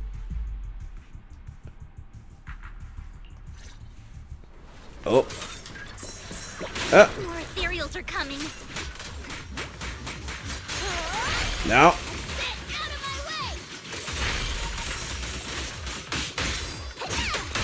Oh, she's support. Getting late again. Too many. There's no chance to get out of this. Get my dress dirty and you'll pay.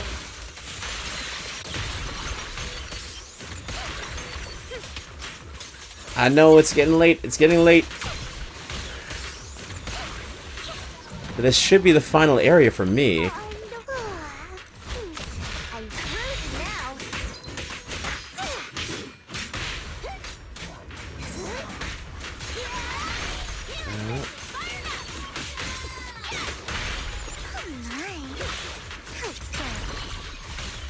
Almost.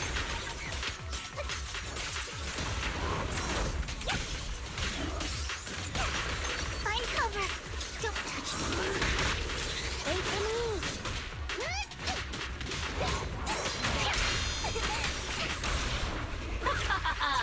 This gotta do it.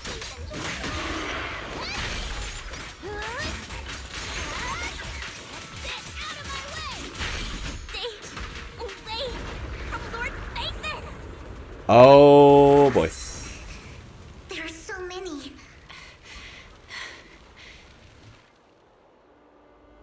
Oh, Yishuan! It's ink.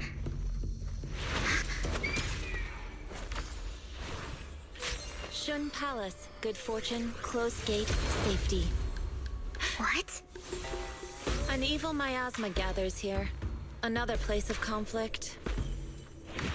If you wish to avoid disaster, then head southeast.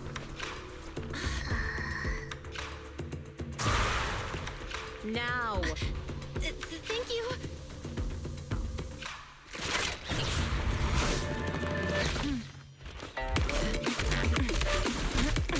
Oh.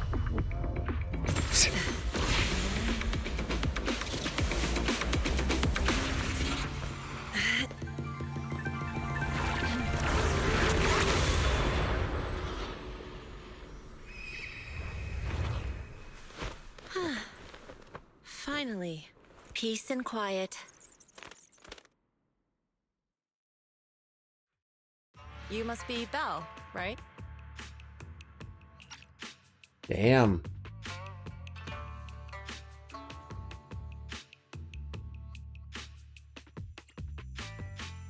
Mayflower mentioned a special partner might need my help.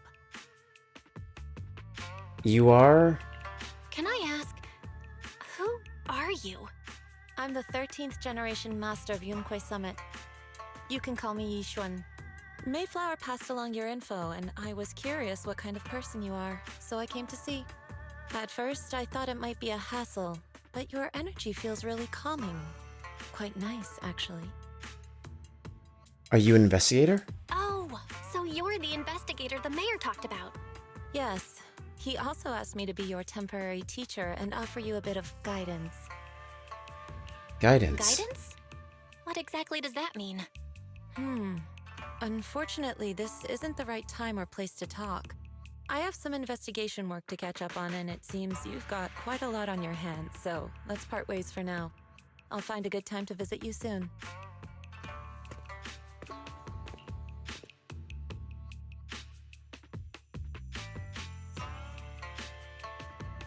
Remus Browse? Oh. So Kodiak, I ended up rolling a 4, and what was the result? Willow ends up leaning into Luce a lot to the point where they were lying on the floor, settling into a comfier position. And then Willow kisses her. Aw, that's cute. Oh, that's the emote you were trying to do. Okay. Ah, yeah, I see. Yishuan leaves after saying this, while Vivian appears lost in thought, looking distracted. I'm so sorry, Lord Bathan. I'm just not feeling very well. I think I'll head back for now. I'll investigate the sacrifice core and reach out once I find something. Let's leave the hollow first. You definitely need some rest. Let's get out of the hollow.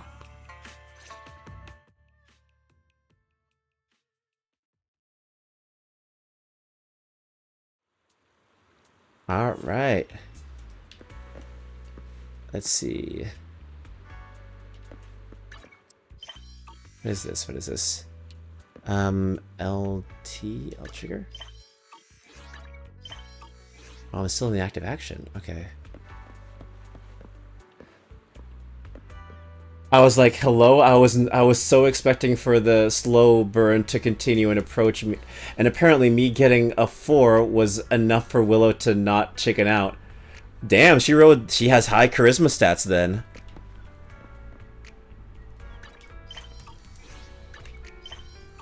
Not over that one still. Sorry for the D&D ramble. No, it's okay. Lord Bathan, are you going to rest now? Are you feeling down? I'm not in a hurry to get back. You've been kind of off since we got out, and it's got me worried. If you want to talk, I'm here to listen. Charisma is her low stat though. Well, not for the DM, it's not. If something's bugging you, just spill it if you want to. I'm a pretty good listener, you know.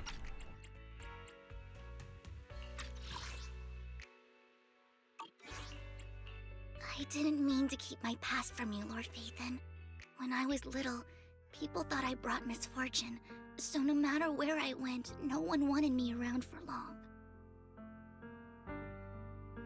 Charisma is genuine girl failure, yet here we are. You know what? Sometimes you gotta fall up the stairs to success. Then, one day, Landon adopted me and brought me to the Exaltists. There, I met Dina, who was so kind to me, treating me like a dear sister. She told me her father, Landon, was a great man who'd one day make everyone stop fearing the Hollows, so all life could live freely inside and outside of them. Dina helped Landon pick people for the blessing, and everyone in the Exaltists respected her greatly. Those who received the blessing would have a better ether aptitude, allowing them to enter the Hollow freely without fear of sudden disaster. Back then, Dina would chat with me every day, always about the Exaltists and her father. But things between us shifted when Landon asked me to step in for Dina.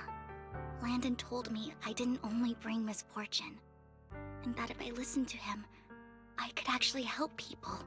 After that, he'd take me to meet people, and if I shed tears, he'd give them a blessing medicine. Those who got the blessing could dodge calamities. At first, I was ecstatic, thinking I could help others. I shared my joy with Dina, but that was when she started to pull away from me. Was the blessing medicine the sacrifice serum? Yeah, tragic family situation. Poor Vivian. The blessing medicine. Please tell me that wasn't the sacrifice serum Bringer had. Yes, To be precise, it was an early version of the sacrifice serum. Ah. Landon's medicine wasn't stable. The medicine Landon developed could boost abilities quickly, but also sped up the development of ether corruption.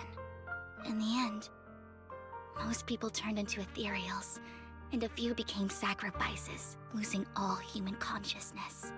The ethereals were killed while the sacrifices were given to the higher-ups of the Exaltists. The Exaltists wanted the sacrifices to hold human consciousness, so Landon's medicine was seen as a failure, and he gradually lost influence within the Exaltists. One day, I saw Dina, and tears streamed down my face. In a bid to save his reputation, Landon decided to let his own daughter receive the blessing. I had always thought that getting the blessing was a good thing, until I saw terror in Dina's eyes that day. That evening, I broke Landon's rules for the first time, and followed him out of the Exaltist's residence. I trailed him to the Hollow, where I witnessed someone who had been blessed becoming corrupted. In the end, that person became an ethereal.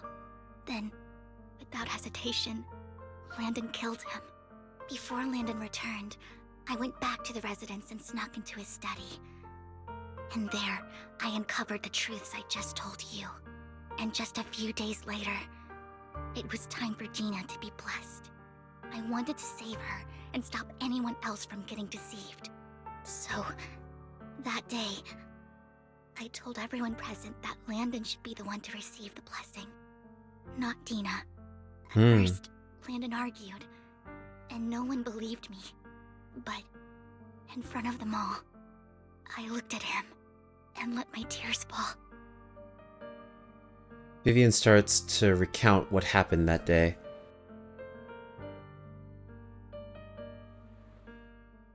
Lord Landon, please accept the blessing. Vivian, you... Why won't you accept the blessing? Were you lying to us? Ungrateful fools! You have no use anymore! Yeah, sounds like a cult. Run! Run! Yeah, it's different when it's you, right? Dina, wake up! We have to go! Vivian, what's happening? Listen to me. Lord Landon's so-called blessing isn't...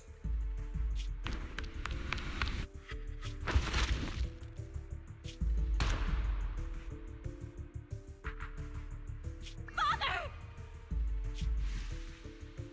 Ooh. No, I was just... Wow, that line delivery was terrible. Mom, I want to go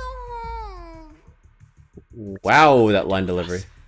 This is just what happens when you don't accept the blessing. Vivian, was this you? Dina, I just didn't want you to accept the blessing. Everyone who does ends up... I just don't want to lose my father. You knew? If you knew what he's done, you... No, I didn't mean to shoot him. I did not shoot him. I did not. Oh, hi, Mark. He's my father. He's all I have. Stop being self-righteous, Vivian. You only ever bring misfortune. Her voice trembles as she shares her past stories. I thought once Landon was gone, Dina would leave the Exaltists. I never expected her to continue his research, or that Camille would stay. Camille lost her entire family in a hollow disaster, so she's always supported the Exaltists. She's not a bad person. She's just someone searching for hope. She joined the Exaltists very early on, and even watched Dina grow up. That day, she was just so desperate to save Dina that she... All these years, she's been following Dina, taking care of everything out of guilt, I think. But I didn't just fail to save Dina. I trapped her. I see misfortune approaching, but I can never change its course or avoid the bad ending. Maybe I really am a bringer of misfortune. Kind of understandable why she would be this protective of Belle. Yeah, especially after she lost a sibling, or a sibling, like, adjacent person into her life. I support women's rights and women and wrongs slash H. You don't think like that, Vivian. No way. You're not the one bringing bad luck. Whatever went down with the Exaltists, Landon used you. As for Dina and Camille, they know the truth. And Yeah, sibling in spirit. choices. The Hollows and the disasters they caused took more than just their loved ones. But not all survivors cling to obsession and hatred like they do. Lord Phaethon. You need to believe in yourself. You need to believe in yourself. You're currently resolving the sacrifice crisis with your own effort. I remember you saying you really like yourself now. So what's changed? Yes, that'll always be true. Thank you for listening to my story today. Years have gone by, but I've never had the courage to face all this. Maybe Dina and I were meant to meet today, so I could finally spill it all out. It lightens my heart a little. Lord Phaethon, you truly are a wonderful listener.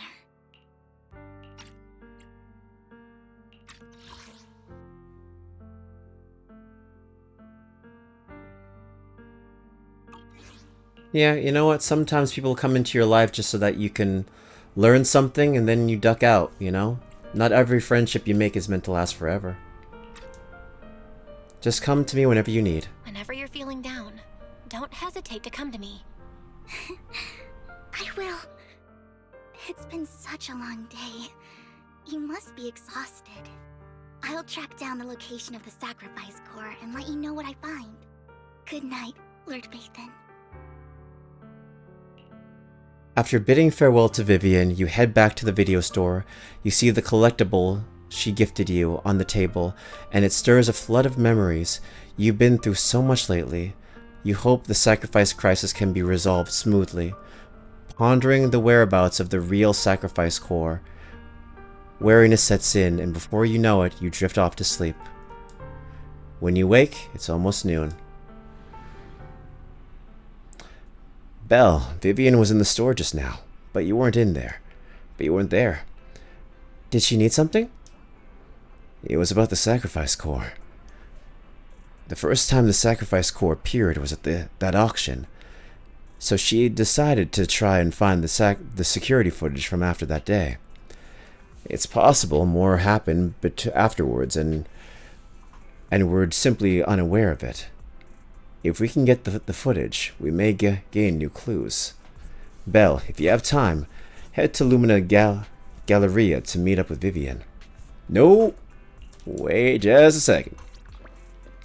Okay, so we did a lot. We tackled a lot of the main story. We'll have to continue this another time because it is getting a little bit late on my end.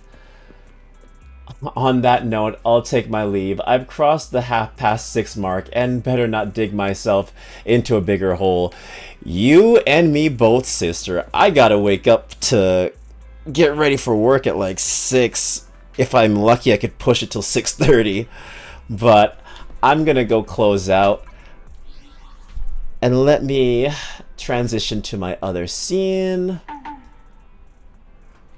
Alright. Pay no attention to the counter on my far left-hand side or right-hand side.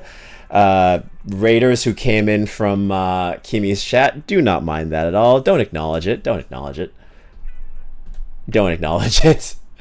Let me get some music going for you guys. Let me just make sure it doesn't blow out your ears.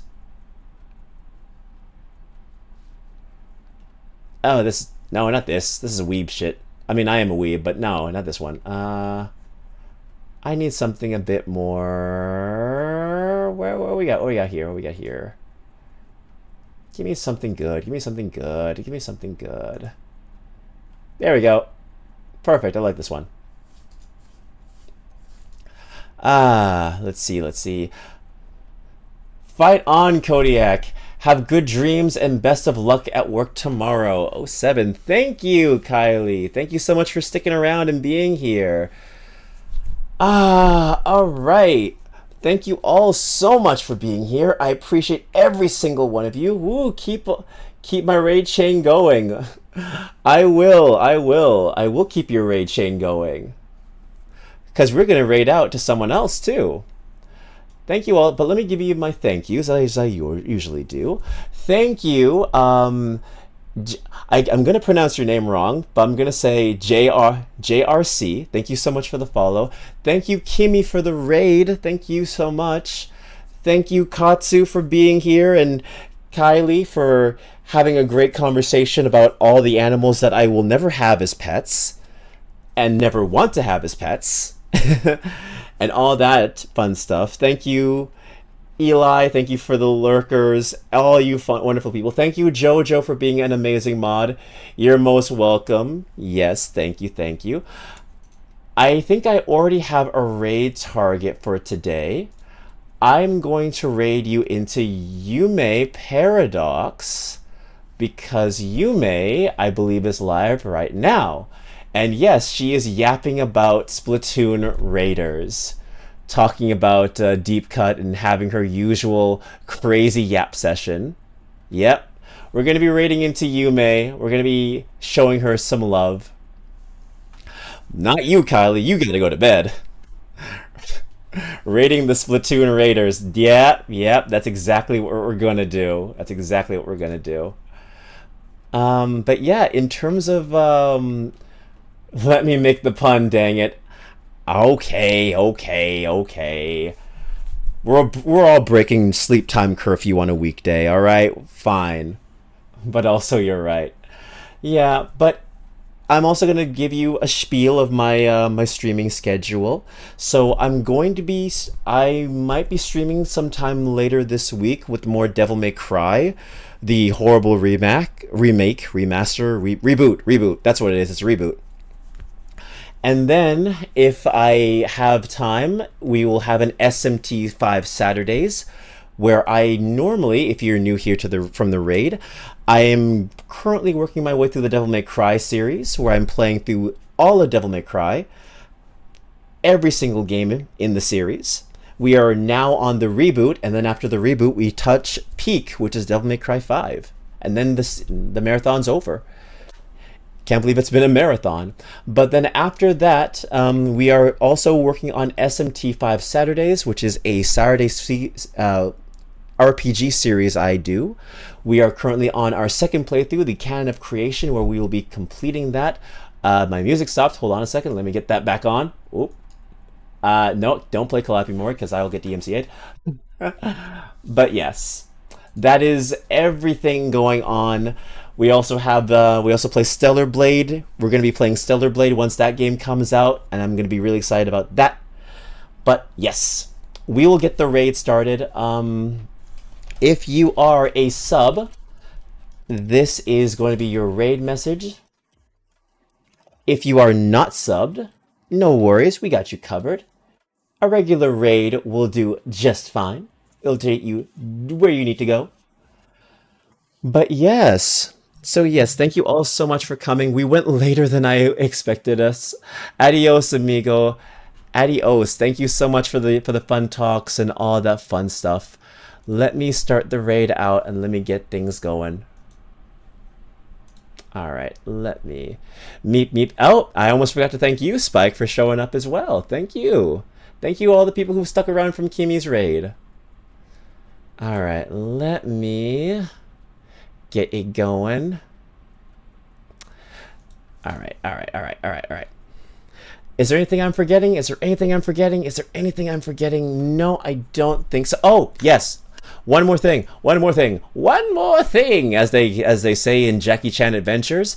Please, while I have you here, check out the series that I've just got casted in. I know I'm not allowed to say casted. That's a sin among voice actors. I'm not allowed to say that. Check out the Splatoon series that I am now a part of, that I was cast in. There we go. Let me get the link for you real quick. I need to make sure to to self promo quickly. Because I know you guys gotta sleep, and so do I. I know. I'm terrible. I'm absolutely terrible. Why don't I have this prepped? Why don't I have this prepped? Give me a split second. I found it. I found it. Here. Let me drop it in the chat real quick. Come on. Come on, you stupid thing. There you go. There you go. So, yes. Here it is. So please check that out. That is a series that I just got cast in. It's Splatoon. It is an original series where I am voicing an idol in the series. It will have singing. It will have animations done for it in the future. It's a very ambitious project, so the more support we get, even better.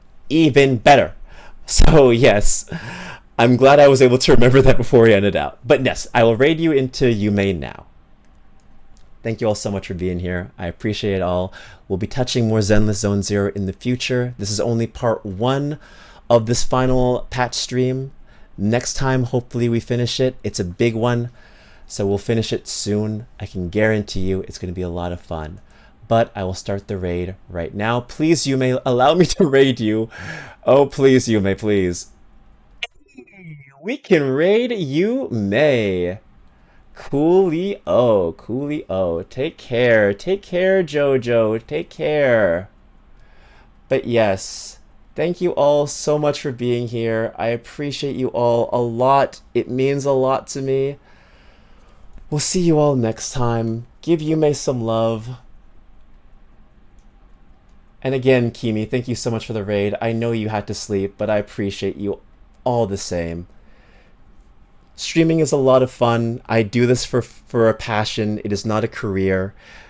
It's more of just a place I can hang out with all of you, and I appreciate it every single time I get to see a familiar face. Truly. Sorry for sounding mushy, but hey, you gotta let people know you care. We learned about that this stream, right? So yes, I appreciate every single one of you. I was not intending to stream this late, and I'm probably going to be screwed for tomorrow, but hey, I enjoy the vibes. I always do. Okay, everyone. We're going to be running out of time soon, so yes, take care, wash your face, wash your ass, have a wonderful night, sleep well, get sleep, and I will see you all in the next stream. Take care, everyone. And if you're passing through, I appreciate you being here for the moment. Hopefully I'll see you again. Take care. And goodbye!